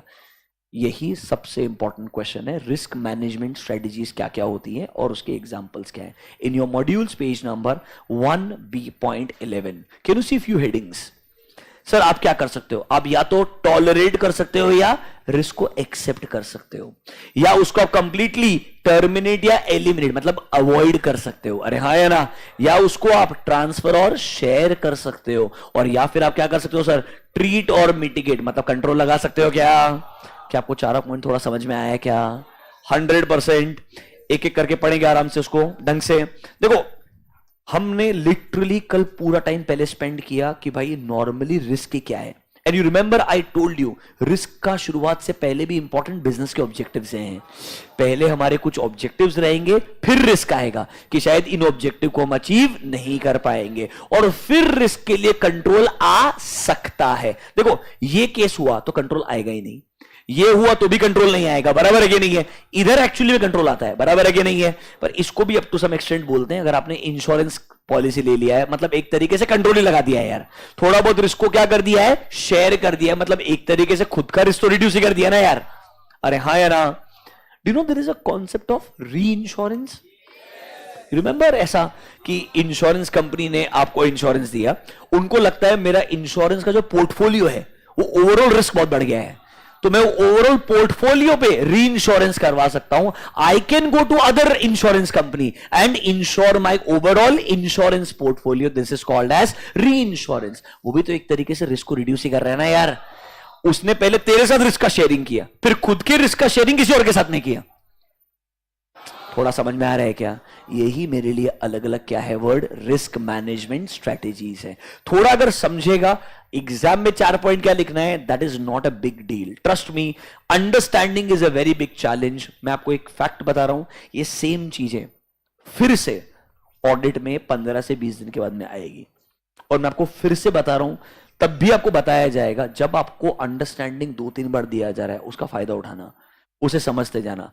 आप जब आर्टिकलशिप करने के लिए चले जाएंगे, किसी के पास टाइम नहीं है तेरे को बैठ के समझाने का रिस्क क्या है, कंट्रोल क्या है। वो अज्यूम करेगा तेरे को ही आता है, वो ये नहीं सोचेगा no no I will teach this person risk क्या होता है, कंट्रोल कैसे रहता है, कोसो फ्रेमवर्क कुछ तो पढ़ाऊंगा, एनरॉन स्कैंडल के बारे में बताऊंगा। किसी के पास उधर टाइम नहीं है करने का बेटा, उसके पास डेडलाइन से भर भर के उसको मतलब, और तुम्हारा जो सीनियर है जो तुमको पसंद नहीं आएगा उसके ऊपर बहुत ही स्ट्रेस है बेचारे के पास में, क्योंकि उसको तुम्हारा काम भी चेक करने का है, तेरे को काम समझाने का भी है, और उसके पास एक ही क्लाइंट नहीं होगा, ही और she will have multiple clients also. I hope you are understanding my point. और तुम ब्लेम करेगा मेरे को सिखा नहीं रहा, अरे भाई उसको तेरे को सिखाने के लिए हायर ही नहीं किया, वो सिखा अगर रहा है तो अपने जजमेंट से थोड़ा बहुत टाइम निकाल के, उसके पास एक्चुअली में टाइम नहीं है तेरे को सिखाने का, हिज और her job is to get the work done. Are you understanding my point? और वो करने के लिए उसको ऑब्वियसली तुम्हारे लिए स्ट्रिक्ट होना पड़ता है, there is no easy way. हमको पता है एज आर्टिकल क्या लगता है, पार्टनर तो बहुत बढ़िया आदमी, किसी पे चिल्लाता ही नहीं है, क्योंकि पार्टनर तेरे पे नहीं चिल्लाता है। समझ रहा है क्या मेरे बात? पार्टनर तो आर्टिकल से बात करेगा, इतनी खुशी से आर्टिकल लगेगा, पार्टनर कितना बढ़िया आदमी है। इसीलिए ट्रांसपेरेंट कैबिन्स होनी चाहिए ऑफिस में। तो जब पार्टनर सीनियर मैनेजर को धो रहा है ना, तो तुमको समझना चाहिए पार्टनर कैसा है, उसका चेहरा दिखना चाहिए। I hope you are understanding my point. तो तुमको समझ में आएगा नहीं पार्टनर अच्छा है मेरे लिए, उसके जो नीचे डायरेक्ट रिपोर्टिंग पार्टी उसको तो उड़ा ही रहा है। I hope you are understanding my point. And remember, अगर तेरे ऊपर तेरे मैनेजर सीनियर मैनेजर को धोया है, मतलब तेरे तक आने वाला है वो, रूट कॉज तो ये है। भूलना मत इस चीज को, like that's how normally the cycle works. Please understand ये चीजें, इसीलिए this is the right time to understand, this is the right time, इसके अलावा कभी सही टाइम नहीं आने वाला है। थोड़ा सा ये चारों वर्ड समझ में आया क्या? पक्का? थोड़ा डिस्कशन करें, कंटिन्यू। आ गया, एक डेफिनेशन दिया है, पहले डेफिनेशन पढ़ते हैं। 1B.10 can see word risk management. आ जाओ, क्या रिस्क मैनेजमेंट बोलता है सर? बढ़िया लिखा है, देखो, it is the process of, can you see word assessing risk. अरे सर एक्चुअली में असेसमेंट से शुरू ही नहीं होता है, असेस करने से पहले रिस्क ढूंढना भी पड़ेगा। रियल डेफिनेशन इज पहले रिस्क को आइडेंटिफाई करो, फिर उसको असेस करो, और फिर रेस्पॉन्ड करो। पहले रिस्क को आइडेंटिफाई करो, फिर उसको असेस करो, और फिर रेस्पॉन्ड करो। रेस्पॉन्ड करो मतलब क्या मुझे ये रिस्क एक्सेप्ट कर रहा है क्या, क्या मुझे रिस्क अवॉइड करना है क्या, या मुझे ये रिस्क को रिड्यूस करना है। That is your response. बात समझ में आया क्या? वापस से पढ़ो। It is the process of assessing risk and then you may take steps to reduce the risk to an acceptable level and maintaining that level। ये कंक्लूजन पे आ रहा डायरेक्टली। तू हमेशा रिस्क को रिड्यूस करने के लिए जाए ये जरूरी ही नहीं है, खुद भी बोलेगा हर बार डायरेक्टली रिस्क को रिड्यूस करना जरूरी नहीं होता है। हालांकि रिस्क मैनेजमेंट वर्ड जब सुनते हैं मतलब रिस्क को मैनेज करो मतलब कंट्रोल करो, मैनेज करो मतलब कंट्रोल करो, तो हर किसी को यही लगता है जब रिस्क मिला डायरेक्टली कंट्रोल आएगा। रादर मैं खुद तुमको ऑडिट में पढ़ाते हुए यही बोलूंगा, जहां जहां रिस्क होता है वहां वहां कंट्रोल होना चाहिए, पर मैं बोलूंगा नॉट ऑलवेज। क्योंकि जहां जहां रिस्क है अगर उसको एक्सेप्ट कर लिया तो कंट्रोल कहीं को लगाऊंगा, उसको अवॉइड कर दिया तो कंट्रोल कहीं को लगाऊंगा। बराबर है कि नहीं है? अगर स्टेप 1 और 2 सेंसिबल नहीं है तो मैं कंट्रोल लगाऊंगा ना यार। आई होप तुमको समझ में आ रहा है मैं क्या बोल रहा हूं, पक्का समझ में आ रहा है ना? प्लीज समझिए, रिस्क मैनेजमेंट एक बहुत ब्रॉडर कॉन्सेप्ट है। It starts with identification of risk, then comes the assessment of risk, and then comes the response. The response can include कि कंट्रोल करना चाहिए, पर हमेशा कंट्रोल लगाना ये जरूरी नहीं है। Is this clear to you? ये सेम चीज अगले एटलीस्ट 3 से 4 लेक्चर रिपीट करते जाऊंगा, क्योंकि आगे वाला हर कॉन्सेप्ट यही है, बस टेक्निकल वर्ड बदलते जाएगा, मतलब लॉजिक बेस सब सेम रहने वाला है।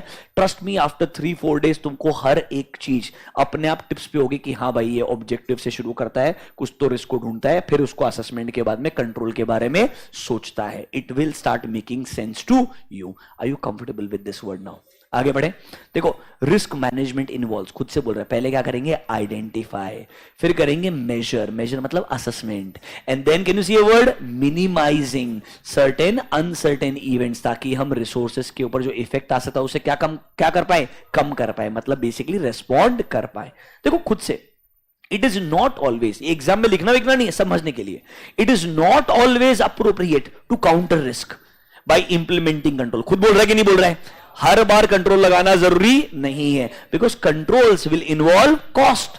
तो हमको यह भी देखना पड़ेगा मेरे बिजनेस का रिस्क एपेटाइट क्या है। एपेटाइट मतलब कितना रिस्क में टॉलरेट कर सकता हूं।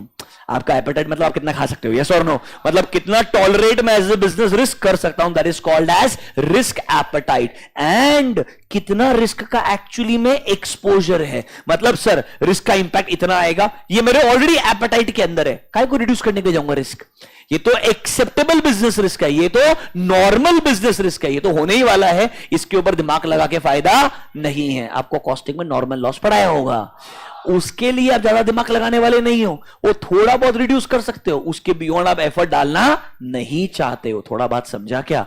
तो सर आप किस तरीके से डिसाइड करेंगे आपके रेस्पॉन्सेस क्या होने चाहिए? तो नीचे आइए, वो आपको एग्जांपल देगा अलग अलग रिस्क मैनेजमेंट स्ट्रेटजी के सिचुएशंस का। पहला वाला क्या है? टॉलरेट और एक्सेप्ट द रिस्क। पढ़ो मेरे साथ में।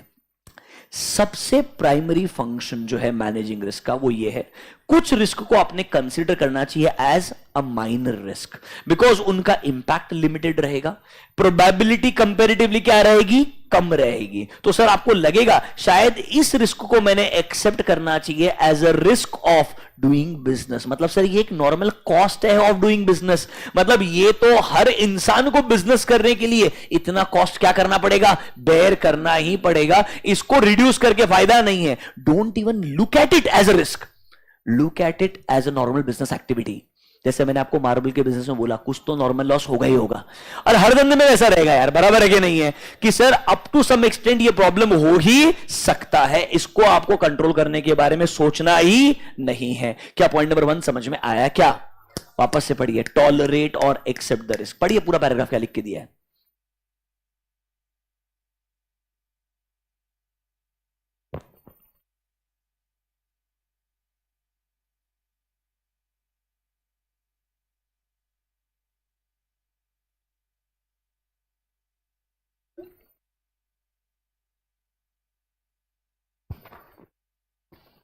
दिख रहा है क्या? Planning for potential production delays but with in a reasonable time range, क्योंकि एग्जैक्ट प्रिसाइज डिलीवरी प्रिडिक्ट करना बहुत मुश्किल होता है। मतलब थोड़ा बहुत delay in terms of few hours, in terms of may be a day और अ 2 एक्सेप्टेबल है। सिंपल चीज है, वेंडर जो है, जो रॉ मटेरियल प्रोवाइड करता है, उससे आप थोड़ा बार्गेनिंग कर रहे हो, उसने बोला क्वालिटी पे कोई कॉम्प्रोमाइज नहीं है, यही क्वालिटी मिलेगा, but sir delivery time it can take 3 to 5 days। तूने बोला एक्स प्राइस चार्ज कर रहा है, 3 to 5 days का डिलीवरी है, मेरा normal requirement let's say with in 5 days है, मतलब कहना ऐसे 3 to 5 बोल रहा है, मतलब रेंज में हायर साइड 5 है, मतलब लॉजिकली तो 5 दिन के अंदर डिलीवर होना ही चाहिए कि नहीं होना चाहिए from the date of order, बराबर है कि नहीं है? क्या ये मेरे को एक्सेप्टेबल लग रहा है? हाँ। पर अगर लेट्स से 5 दिन का 6 दिन हो गया, बट एटलीस्ट वो मेरे को बोल रहा है कभी 12 बार ऑर्डर किया तो एक बार ऐसा हो जाएगा, बट प्राइस आपको एक्स ही लगेगी, तो मेरे को क्या लग रहा है? X is a decent price, और अगर 12 में से एक बार डिले हो भी गया तो मैं मैनेज कर लेगा। Are you understanding my point? But if that delay बहुत बार होना शुरू हो जाए तो मैं उसको बोलूंगा नहीं मेरे को ये क्वालिटी चाहिए पर कम डिले में चाहिए, तो वो शायद प्राइस बढ़ा देगा तेरे लिए, क्योंकि उसके लिए भी तेरे को अर्जेंट डिलीवरी करने के लिए कॉस्ट बढ़ जाएगा कि नहीं बढ़ जाएगा आइडियली, बराबर है कि नहीं है? तो लॉजिकली आपको सोचना पड़ेगा, ऐसे डिसीजंस के अंदर आपका कॉस्ट बेनिफिट एनालिसिस करना पड़ेगा, कॉस्ट कितना एक्स्ट्रा जा रहा है और क्या बेनिफिट आ रहा है, वो बेनिफिट बेटर होना चाहिए। देन आप सुनोगे ना words, cost benefit analysis, feasibility study, चीज फीजिबल है कि नहीं ये करना, कॉस्ट बेनिफिट मतलब एडिशनल क्या खर्चा जाएगा और एडिशनल बेनिफिट क्या आएगा, जो बेनिफिट है that should be more than the cost involve, तो ही मेरे लिए फायदेमंद होगा वो डिसीजन लेना। कैपिटल बजटिंग मेरा पढ़ा है क्या आपको अभी तक? कैपिटल बजटिंग, अच्छा एफएम में अभी तो क्या चैप्टर शुरू किया? टाइम वैल्यू में नहीं, मतलब चैप्टर ही नहीं शुरू हुआ basically. Okay, there will be a chapter called capital budgeting and all, थोड़ा वहां पे आपको बताएंगे कि normally how a decision is made regarding capital expenditure, जहां पर आपको फ्यूचर में बहुत सारे साल तक इनफ्लोज आने वाला है, उसका प्रेजेंट वैल्यू निकालते हो, ये देखने के लिए कि सेंसिबल है कि आज ये डिसीजन लेना चाहिए या नहीं लेना। ऐसा एक एग्जांपल टाइम वैल्यू मनी में पक्का सर ने दिया होगा 100%। लॉजिकली वो एक बेस है कैपिटल बजटिंग के बहुत सारे चैप्टर्स के लिए, अल्टीमेटली बेसिक वही है, उसके ऊपर ही वो चैप्टर्स बिल्ड किए जाते हैं। जाने दीजिए, डू यू अंडरस्टैंड टॉलरेट और एक्सेप्ट द रिस्क? दूसरा वाला पढ़िए, एकदम सिंपल है sir, specially in case of risk that have high probability and high impact value, it will be best to, can you see a word, modify the strategy, That means you want to completely avoid it. देखो, it is possible for a risk to be associated with the use of technology, supplier और vendor. शायद मुझे लगेगा वो risk का probability भी ज्यादा है, इंपैक्ट भी बहुत ज्यादा है. मैं उसको क्या प्रेफर करूंगा? अवॉइड करना. क्या प्रेफर करूंगा? अवॉइड करना. पहले वाले में क्या कर रहा हूं मैं? एक्सेप्ट कर रहा हूं, क्योंकि प्रोबेबिलिटी भी कम है एंड इंपैक्ट का चांस भी कम है. अरे मतलब overall chance of event taking place is less and impact भी क्या आएगा? कम आएगा. इसलिए मैं एक्सेप्ट कर रहा हूं. जहां प्रोबेबिलिटी ज्यादा है और अमाउंट इन्वॉल्व भी ज्यादा है, उधर मैं क्या करना चाहूंगा? अवॉइड करना चाहूंगा. Point number 1 and point number 2 समझ में आया क्या? पक्का. पॉइंट नंबर सी पे आई है. देखो क्या बोलता है. Risk mitigation can be shared with trading partners and supplier. मतलब हो सकता है पूरा रिस्क खुद के पास रखने के बजाय, इट्स सिंपल यार, sole proprietorship, partnership, useless example. Partnership में रिस्क थोड़ा तो डिवाइड हो जाता है कि नहीं हो जाता है? सिमिलरली यहां पर भी आपको बोल रहा है कि अगर आप पूरा का पूरा रिस्क खुद से रखेंगे, अगर आप कोई इंश्योरेंस नहीं लेते हैं, सप्लायर या पार्टनर लेके नहीं आते, तो आपका रिस्क कभी भी शेयर नहीं होगा. आपको लगता है रिस्क सिग्निफिकेंट है, अवॉइड भी नहीं कर सकता हूं, धंधे के लिए एक्सेप्टेबल भी नहीं लग रहा है, लेवल भी थोड़ा ज्यादा है, तो मुझे क्या करने के बारे में सोचना चाहिए? शेयर करने के बारे में सोचना चाहिए, या रिस्क को ट्रांसफर करने के. ऐसे एग्जाम्पल री इंश्योरेंस. इंश्योरेंस धंधे में मैंने पॉलिसी तो सबको दे दिया, इंश्योरेंस का पॉलिसी इशू कर दिया, अब रिस्क मुझे समझ में आया थोड़ा ज्यादा बढ़ गया है, तो कहना इसे मैं खुद के लिए इंश्योरेंस ले सकता हूं फ्रॉम अनदर इंश्योरेंस कंपनी, या अपने पोर्टफोलियो को शेयर कर सकता हूं. हैव यू हर्ड ऑफ को इंश्योरेंस? अच्छा, तुमने सुना है ना, बहुत सारे बैंकर्स मिलके साथ में लोन दे सकते हैं. वैसे ही बहुत सारे इंश्योरेंस कंपनी साथ में आके भी तो एक इंश्योरेंस पॉलिसी दे सकते हैं ना यार, ideally. That is called as coinsurance. क्या वो डायरेक्टली एक अकेला रिस्क लेने के बजाय रिस्क को शेयर कर रहा है? ये पॉलिसी इशू करने से पहले ही शेयर कर रहे हो. ये पॉलिसी इशू करने से पहले ही शेयर कर रहे हो. जब आप री इंश्योरेंस करते हो तो आपने पॉलिसी दे दिया है. अब साल के एंड में समझ में आया मैंने बहुत ज्यादा पॉलिसी इशू कर दी है, तो अब आप खुद के लिए रिस्क को कम करने के लिए जा रहे हो. That is little bit later on. जब मैं स्टार्टिंग में ही, एक कंपनी आया, हमको इंश्योरेंस करवाने का है, प्लांट एंड मशीनरी 200 करोड़ का. मेरे को लगता है मुझे अकेले देना ही नहीं है policy. I want another insurance company to come along with me. को इंश्योरेंस हम साथ में आके प्रोवाइड करेंगे. तो हमने डे 1 पे रिस्क को शेयर कर लिया, सीधा सीधा कंपनी ने भी रिस्क को शेयर कर लिया, क्योंकि उसने क्या करा लिया? इंश्योरेंस करा लिया. बात समझ में आया है क्या? दैट्स कॉल्ड एज ट्रांसफरिंग और sharing the risk. And comes the last one, जो सबसे इंपॉर्टेंट है, इसको मार्क कीजिए, ट्रीट और मिटिगेट द रिस्क. देखो, where all other options have been eliminated, मतलब पहला option, second option, third option कुछ भी नहीं चल सकता है, तो आपको आखिरी ऑप्शन में क्या जाना पड़ेगा? सूटेबल कंट्रोल्स को डिवाइस करना पड़ेगा, मतलब क्रिएट करना पड़ेगा. फिर कंट्रोल्स को क्या करना पड़ेगा? इंप्लीमेंट करना पड़ेगा, ताकि रिस्क अपने आप से मैनिफेस्ट होकर के इंपैक्ट ना करे, मतलब आपके इंपैक्ट को मिनिमाइज कर पाए. मतलब bottom line, when option 1, 2, 3 is not possible, you have to go to option 4. What is option 4? Controlling the risk, जहां पर आप एक्चुअली में क्या लगाना चाहेंगे? कंट्रोल्स बनाना चाहेंगे और रिस्क के इंपैक्ट को रिड्यूस करना चाहेंगे. नोटबुक में जाइए, given next heading, risk management strategies. Risk management strategies. Risk management strategies. Point number A, tolerate or accept the risk. Tolerate or accept the risk. Dash करके लिखो. when risks are considered, when risks are considered to be minor on the basis of, considered to be minor on the basis of their impact and probability, on the basis of their impact and probability,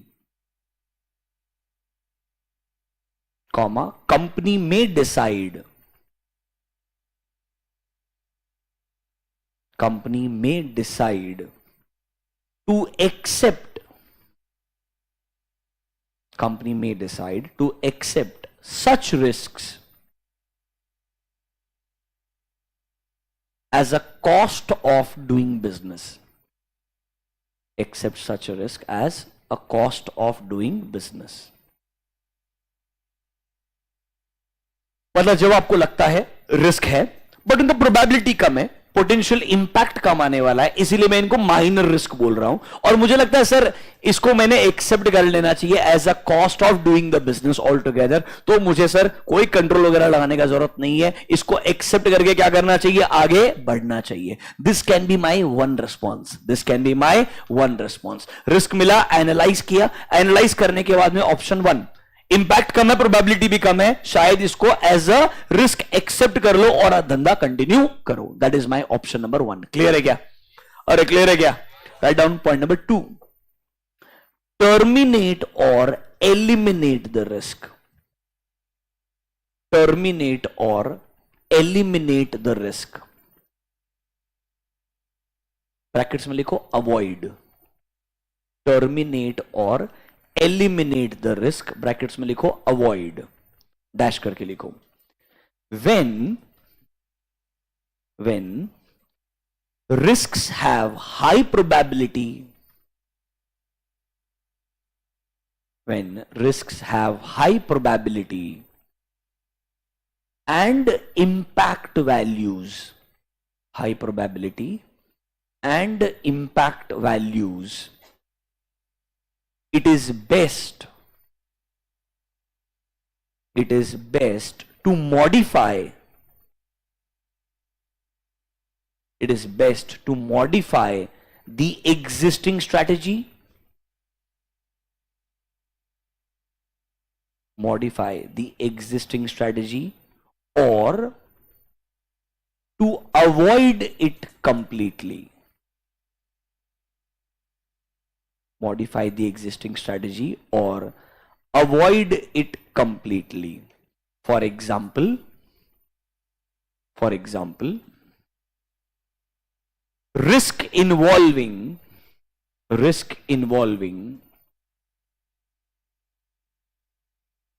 technology, comma, vendor or supplier,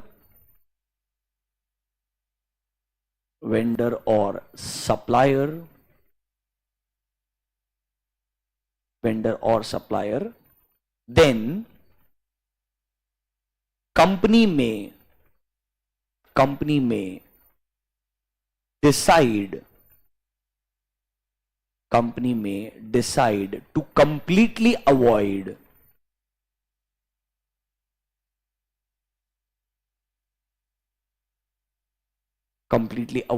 the risky strategy rather than reducing its impact. Completely avoid risky strategy rather than reducing it. मतलब उसको reduce करने के बजाय मैं इसको completely क्या करना चाहूंगा, अवॉइड करना चाहूंगा. अगेन बिजनेस डिसीजन है, सब्जेक्टिव है, सोच समझ के लिए जाएंगे कब आपने एक्सेप्ट करना चाहिए और कब आपने अवॉइड करना चाहिए. क्या पॉइंट नंबर 1 इंटू समझ में आया? लिखिए पॉइंट नंबर 3, ट्रांसफर और share the risk.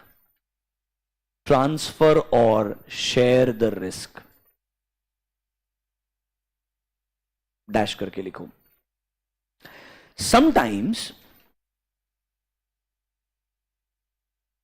organization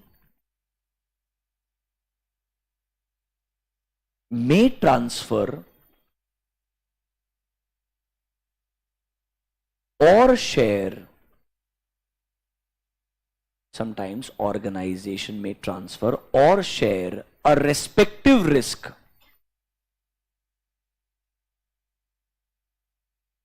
with a third party or a trading partner, with a third party or a trading partner. For example, strategic alliance,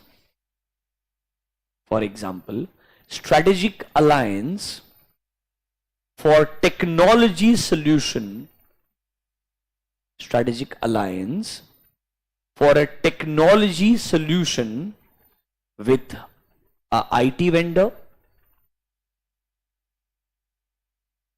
technology solution with a IT vendor, or taking insurance policy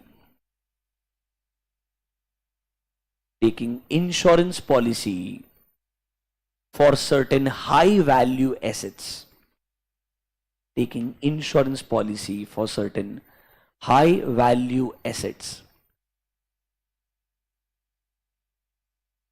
देखो, तो अलग अलग चीजें समझने का try करना. इस case में वो क्या बोल रहे हैं? देखो भाई, टेक्नोलॉजी इंपॉर्टेंट है मेरे लिए, ऐसा भी नहीं बोल सकता हूं ये रिस्क को एक्सेप्ट कर लो, छोड़ दो, कुछ नहीं होने वाला है. Like for example, when we provide you lectures through a platform is important. ऐसा भी नहीं बोल सकते नहीं थोड़ा लीक हो गया तो चलता है, क्या फर्क पड़ता है. You understanding my point? ऐसा भी नहीं बोल सकते. प्लस तुम ऐसा भी नहीं बोल सकते नहीं मेरे को ऑनलाइन प्रोवाइड ही नहीं करने का है. अवॉइड भी नहीं कर सकते हो आप प्रोजेक्ट को completely. Are you understanding my point? So you can't be like I don't want this strategy at all, and you can't be like नहीं हो जाएगा तो देखा जाएगा. You can't choose both. You can think of a third option.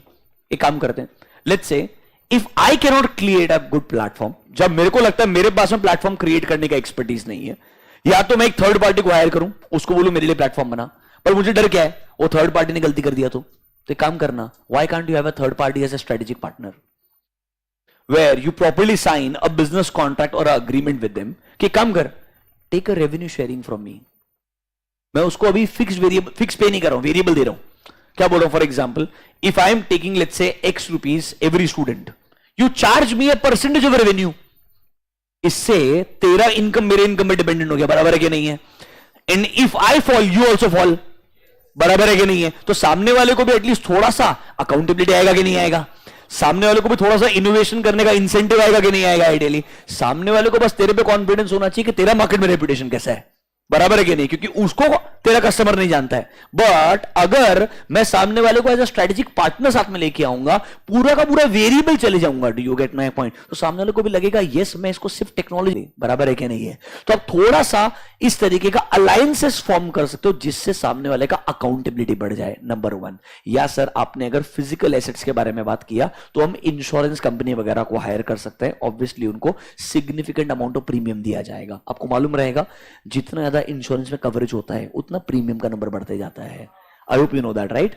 In case of a motor vehicle also, it starts with 60% insurance से लेकर के 100% insurance तक. बोनट टू बोनट कवरेज मिलेगा, पर आपको प्रीमियम जो पे करना पड़ेगा वो बहुत सिग्निफिकेंट पे करना पड़ेगा. सिंपल है, सामने वाला प्रीमियम चार्ज करेगा, अच्छा अमाउंट चार्ज करेगा तो बढ़िया सर्विस प्रोवाइड करेगा ना यार ऑटोमेटिकली. तो इस तरीके से आप रिस्क को क्या कर सकते हो, ट्रांसफर और शेयर कर सकते हो depending upon the circumstances. Is this clear to you?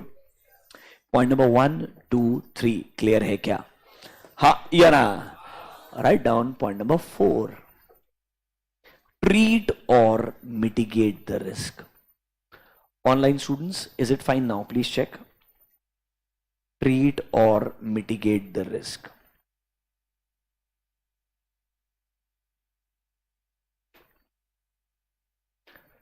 Treat और mitigate the risk.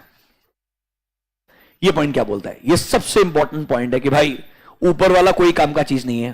Point 1 2 3 you have to go to the last option. What is the last option? Control लगाने का या नहीं लगाने का? परचेज में रिस्क है तो परचेज प्रोसेस बनाओ, सेल्स में रिस्क है तो सेल्स प्रोसेस बनाओ, कस्टमर रिलेशनशिप सर्विस प्रोवाइड करने में प्रॉब्लम हो सकता है तो उसके लिए भी प्रोसेस बनाओ.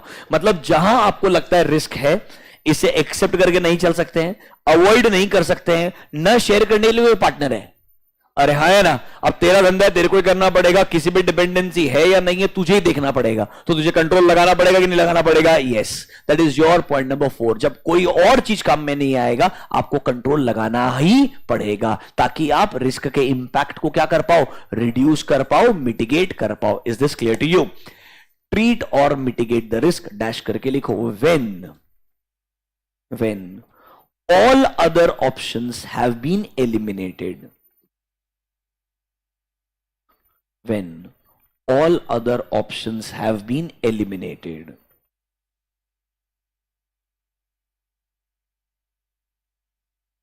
comma, company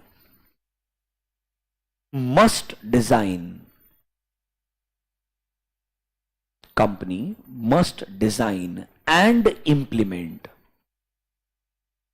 company must design and implement suitable internal controls to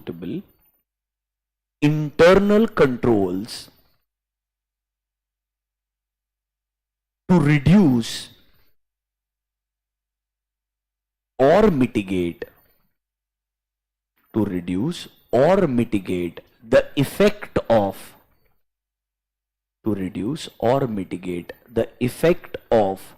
identified and assessed risk. To reduce or mitigate the effect of identified and assessed risk. मतलब जो रिस्क को आपने आइडेंटिफाई कर लिया होगा, असेस कर लिया होगा और कोई ऑप्शन सूटेबल नहीं रहेगा तो क्या लगाना पड़ेगा? कंट्रोल लगाना पड़ेगा, ताकि इस रिस्क के इंपैक्ट को क्या किया जाए? रिड्यूस किया जाए, कंट्रोल किया जाए. बात समझ में आया क्या? नीचे लिखो नोट, चारों पॉइंट के नीचे लिखो note. Internal controls are designed to provide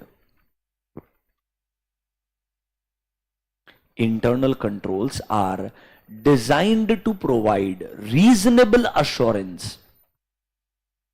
Internal controls are designed to provide reasonable assurance that entities' desired objectives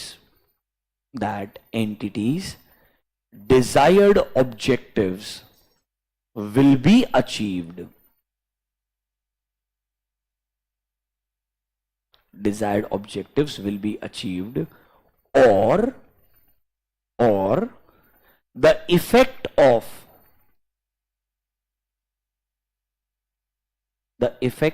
respective risk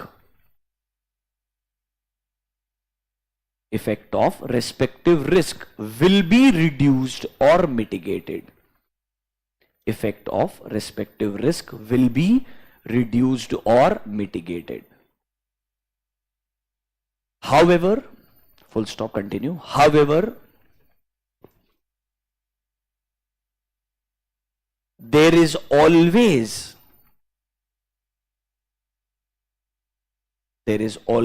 going to be some residual risk.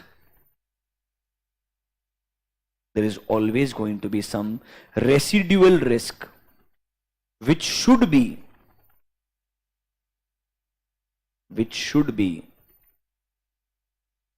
within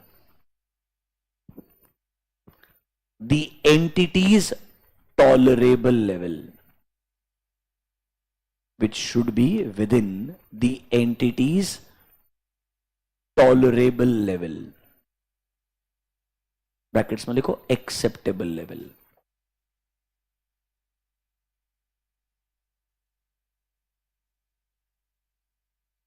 ढंग से सुनना, 2 मिनट के लिए क्या बोल रहा है. पूरा ओवरव्यू दे रहा हूं, रिवाइज करके दे रहा हूं, ढंग से सुन लेना एक बार. ये समझ में आया तो कल से डिस्कशन और भी इजी हो जाएगा. मतलब हम दुनिया का सबसे चैलेंजिंग चीज पढ़ रहे हैं समझने के लिए, बिकॉज इतना खिचड़ी बना के लिखते हैं इसको. एंड आपको लगता होगा रिस्क मैनेजमेंट बहुत आसान है. It's the toughest possible job, because ultimately it's a judgement. If your judgement goes wrong, bottom line financial loss, reputation loss, every kind of loss. Are you understanding my point? So making the decision is not an easy job. आप वो decision कैसे लेंगे उसका premise build कर रहे हो, उसके assumptions build कर रहे हो. देखो सबसे पहले what was risk? कोई ना कोई एक नेगेटिव इवेंट होगा जिसकी वजह से मैं मेरा ऑब्जेक्टिव अचीव नहीं कर पाएगा. मैं मेरा ऑब्जेक्टिव अचीव नहीं, तो कैन आई से बिजनेस को पहले अपने बराबर ऑब्जेक्टिव्स बनाने पड़ेंगे, फिर उन इवेंट्स को ढूंढना पड़ेगा जिनके होने की वजह से मैं अपने ऑब्जेक्टिव को अचीव नहीं कर पाऊंगा. बराबर है कि नहीं है? फिर सर जब मुझे रिस्क मिल जाएगा, इसको मुझे एनालाइज करना पड़ेगा, असेस करना पड़ेगा, क्या इस रिस्क को एक्सेप्ट किया जा सकता है कि भाई ये नॉर्मल बिजनेस करने का रिस्क है, इतना कोई मेजर इंपैक्ट नहीं है, इतना कोई मेजर प्रोबेबिलिटी नहीं है ऐसा होगा. So can I just accept the risk? Yes, that can be option 1. नहीं सर, रिस्क का प्रोबेबिलिटी एंड वैल्यू इंपैक्ट बहुत ज्यादा लग रहा है, ये एक्सेप्ट नहीं, रादर ये इतना एक्सट्रीम है, इसे अवॉइड करना चाहिए. क्या करना चाहिए? अवॉइड। तो या तो मैं वो स्ट्रेटेजी ही चेंज कर दूंगा, सप्लायर चेंज कर दूंगा, वेंडर चेंज कर दूंगा, कोई ना कोई ऐसा एक्शन लूंगा जहां पर मैं ये रिस्क को कंप्लीटली नए लेंस से देखना चाहूंगा। मतलब बॉटम लाइन, इस सिचुएशन को कंप्लीटली क्या करना चाहूंगा? अवॉइड करना चाहूंगा। सर या थर्ड ऑप्शन है, अगर मैं कोई स्ट्रेटेजिक अलायंस कर दूं इस सिचुएशन के अंदर, या एक इंश्योरेंस वगैरह लेकर के ट्रेडिंग पार्टनर ढूंढ लूं ताकि ओवरऑल रिस्क क्या हो जाए? शेयर हो जाए। मतलब इनडायरेक्टली रिस्क को रिड्यूस ही कर रहा हूं, इनडायरेक्टली रिस्क को क्या कर रहा हूं? रिड्यूस। पर यहां पे फैंसी वर्ड क्या है? रिस्क को ट्रांसफर किया जाएगा या रिस्क को शेयर किया जाएगा। जब सर तीनों में से कोई भी ऑप्शन सूटेबल नहीं है, मतलब मेरा नॉर्मल बिजनेस एक्टिविटी है, जो एक्टिविटी करना भी पड़ेगा, उसमें रिस्क भी रहने वाला है, अवॉइड भी नहीं कर सकते। अरे यार, हर कंपनी अपना रॉ मटेरियल खुद नहीं बना सकता ना यार। मैं रॉ मटेरियल के लिए किसी न किसी पे डिपेंडेंट रहूंगा कि नहीं रहूंगा? सारा का सारा लेबर 100% इन हाउस नहीं हो सकता ना यार, कोई ना कोई लेबर बाहर से भी आ सकता है ना यार हर बार। मतलब बिजनेस के अंदर आप ये नहीं बोल सकते हो आप 100% सेल्फ सफिशिएंट हो, आपका डिपेंडेंसी कहीं ना कहीं तो रहेगा ना यार। तो उसके लिए कंट्रोल लगाना जरूरी है क्या? तो सर जब आपको लगता है रिस्क है और ऑप्शन 1, 2, 3 सूटेबल नहीं है, तो कौन सा ऑप्शन आएगा? ऑप्शन 4, जहां पर आप क्या लगाएंगे? Internal control. सर ये इंटरनल कंट्रोल क्या है? पूरा घूम फिर करके बिजनेस प्रोसेस के डेफिनेशन पे आ जाओगे वापस। ये इंटरनल कंट्रोल ही एक बिजनेस प्रोसेस है। Business process is nothing but different different controls. याद करो definition of control. Sir it can be a process, it can be a policy, और it can be a set of activities. अरे यही तो definition था business process का। अरे हाँ है ना? आपने प्रोसेस क्यों बनाया था? कुछ ना कुछ ऑब्जेक्टिव को अचीव करने के लिए। अरे ऑब्जेक्टिव को अचीव करना है, या मैं बोल दूं रिस्क को रिड्यूस करना है, बात तो सेम ही है ना यार, क्योंकि वो ऑब्जेक्टिव से ही रिस्क क्रिएट हो रहा है। बराबर है कि नहीं है? मतलब सर पूरा साइकिल कंप्लीट हो रहा है। आज हमने बिजनेस प्रोसेस के डेफिनेशन से शुरू किया था, आज हम वहां पे आ गए कि ये बिजनेस प्रोसेस बनाया ही क्यों जा रहा है? क्योंकि सर कोई ना कोई रिस्क ऐसी होगी जिसे रिड्यूस करना जरूरी है। उसके लिए कोई प्रोसेस बनाया जाएगा, सेट ऑफ एक्टिविटीज बनाई जाएगी, ताकि ये जो रिस्क है उसके इंपैक्ट को कम कर पाए, या मैं बोल पाऊं हमारे ऑब्जेक्टिव को बेहतर अचीव कर पाए। उसके लिए जो प्रोसेस बनाया है that is called as internal control. पर एक बात बताओ, क्या इंटरनल कंट्रोल या आपका बिजनेस प्रोसेस इतना अच्छा हो सकता है कि मैं शॉर्ट बोल सकता हूं कि भाई रिस्क 0 हो गया है? नहीं। क्या कुछ रिस्क हमेशा रहने वाला है? क्या मैं उसको बोल सकता हूं रेसिडुअल रिस्क? पर ये कॉन्सेप्ट क्यों आया? क्योंकि रिस्क को पहले आपने कंट्रोल करने का ट्राई किया, फिर भी कुछ रिस्क बच गया, that is called as residual risk. अब इस रेसिडुअल रिस्क को मुझे देखना है, क्या ये मेरे फर्स्ट कैटेगरी तक आ गया है क्या? कि अब जो रेसिडुअल रिस्क बचा है वो मेरे एक्सेप्टेबल लेवल के अंदर है। मतलब फिर से रिड्यूस करने का जरूरत नहीं है, इस बार इसको एक्सेप्ट करके आगे बढ़ सकता। समझा क्या मेरा बात? इसको अब मैं एक्सेप्ट करके आगे बढ़ सकता हूं, तो मैं बिजनेस कंटिन्यू कर पाऊंगा। These are normal business decisions जो इन वर्ड्स के अराउंड वर्क करते हैं। थोड़ा अंडरस्टैंडिंग आया क्या? हाँ या ना? पक्का? देखो बेटा, यहां पर एक रिस्क एंड कंट्रोल का इंट्रोडक्शन वाला पार्ट खत्म होता है। This is where introduction to risk and control gets over. अब यहां से कंट्रोल के ऊपर डिस्कशन शुरू होगा। अभी तक सिर्फ रिस्क के अराउंड डिस्कशन था, थोड़ा सा रिस्क एंड कंट्रोल को कनेक्ट किया, यहां से कंट्रोल मतलब शुरू होगा और वो नेवर एंडिंग है। मतलब ये स्टार्टिंग पॉइंट है जहां पर पहली बार कंट्रोल डिफाइन किया जाएगा और यहां से आगे कभी खत्म नहीं होगा। चैप्टर 5 तक चलते जाएगा टिल द लास्ट टाइम। और जब तक आप एग्जाम लिखते रहेंगे, जब तक आप अकाउंटिंग, ऑडिटिंग, कंसल्टिंग, कोई भी धंधे में रिलेटेड रहेंगे, कंट्रोल रहने ही वाला है। आप उसको अवॉइड ही नहीं कर सकते हो। अब business is nothing but collection of controls. It's not a definition, it's an understanding कि अलग अलग कंट्रोल्स मिलके ही किसको बनाते हैं? बिजनेस को बनाते हैं। Is this clear to you? आपको कुछ होमवर्क नहीं देना मैंने आज, कुछ भी होमवर्क नहीं देना आपको। चलो आज का होमवर्क ढूंढते हैं जरा। अच्छा नहीं लगता ऐसे यार? आ जाओ आगे। शाबाश शाबाश शाबाश। Can you see definition of internal control आ गया। तुम बढ़िया शक्ल बना रहे हो, ऐसा हिंट दे रहे हो मेरे को सर आज छोड़ सकते हैं आप। I don't accept such hints. आ जाओ जल्दी से। Can you see a word control? Sir, please control. Yes, I understand. कुछ तो डेफिनेशन दिया है इधर, एक एग्जाम्पल भी दिया है, फिर से आगे जाके एक आगे बढ़ाएगा। दिख रहा है क्या वर्ड? इम्प और नहीं, आईटी कंट्रोल्स तो तुम सिर्फ होल्ड लिख देने का, ये सब चैप्टर 3 के बाद आएगा। आईटी कंट्रोल सब कुछ चैप्टर 3 के बाद पढ़ेंगे, अभी कुछ नहीं पढ़ाएंगे। एप्लीकेशन कंट्रोल पढ़ाएंगे नहीं, सीधा हम आ जाएंगे directly. Can you see a word? Framework of internal control as per standards on auditing. समझ रहा है क्या मेरा बात? इधर एक आएगा मस्त डेफिनेशन, कुछ दिख रहा है क्या? SA315 दिख रहा है क्या? वर्ड SA315 आया क्या आइडियली? तो एक काम करते हैं, आज ऐसे वाला डेफिनेशन नहीं पढ़ाते, पहले नॉर्मल डेफिनेशन, फिर ऐसे वाला डेफिनेशन कल पढ़ेंगे। समझ रहे हो मेरा बात? लिटरली आपको बताऊं क्या, यहां से लेकर के यहां तक जो जो लिखा है ये एक्चुअली तेरे को ऑलरेडी मैंने बता दिया है, बस उसने एक अलग तरीके से लिखा है, और जब तू डायरेक्टली पढ़ने के लिए जाएगा तेरे को पता ही नहीं चलेगा ऐसा क्यों लिखा है। मैं अगले 2 दिन तक तेरे को ऑलमोस्ट सेम ही इंटरनल कंट्रोल क्या है, कैसे एग्जीक्यूट होता है, वही बात बताऊंगा। समझ रहा है मेरा बात? और तेरे को हर बार लगेगा कि नया बोल रहे हैं, पर एक्चुअली आउटकम और बॉटम लाइन सेम ही रहने वाला है।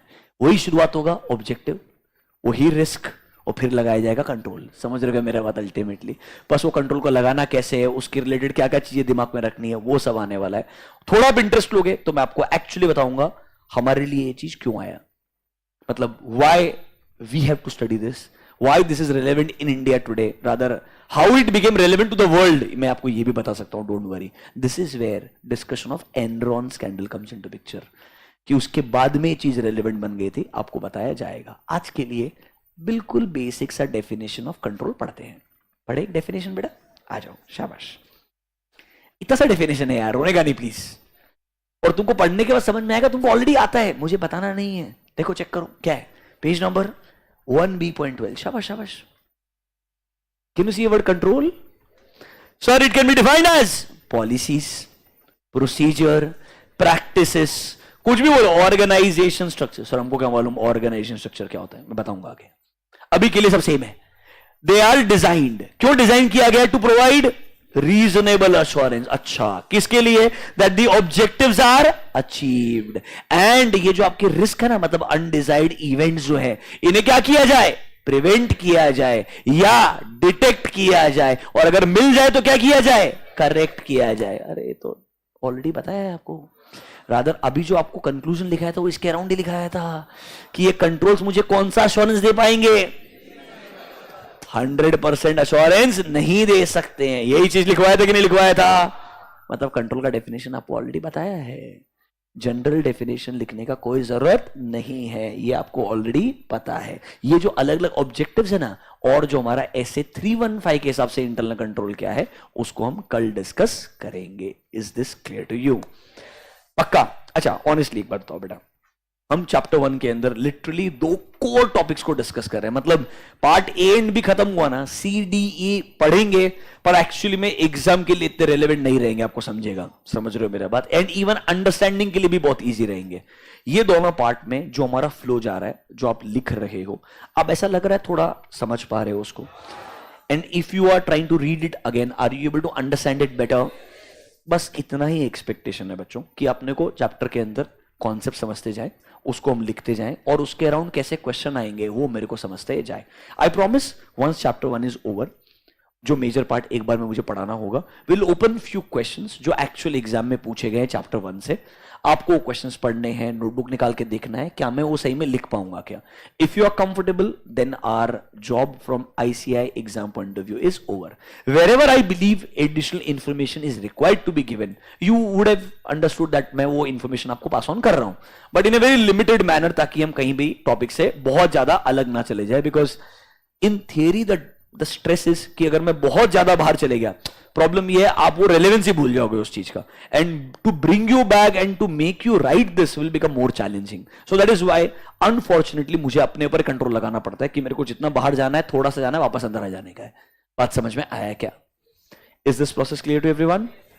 आज आपके लिए कोई होमवर्क नहीं है, एक ही होमवर्क है। आज आप जो लिखा है वो पढ़ के आए हैं आराम से। Spend 10 minutes, just read whatever we have discussed till now. Are we good? Thank you. I am leaving you 2 minutes early. 2 मिनट आज, कल का 1 मिनट, 3 मिनट इकट्ठा हो गया है मेरे पास में।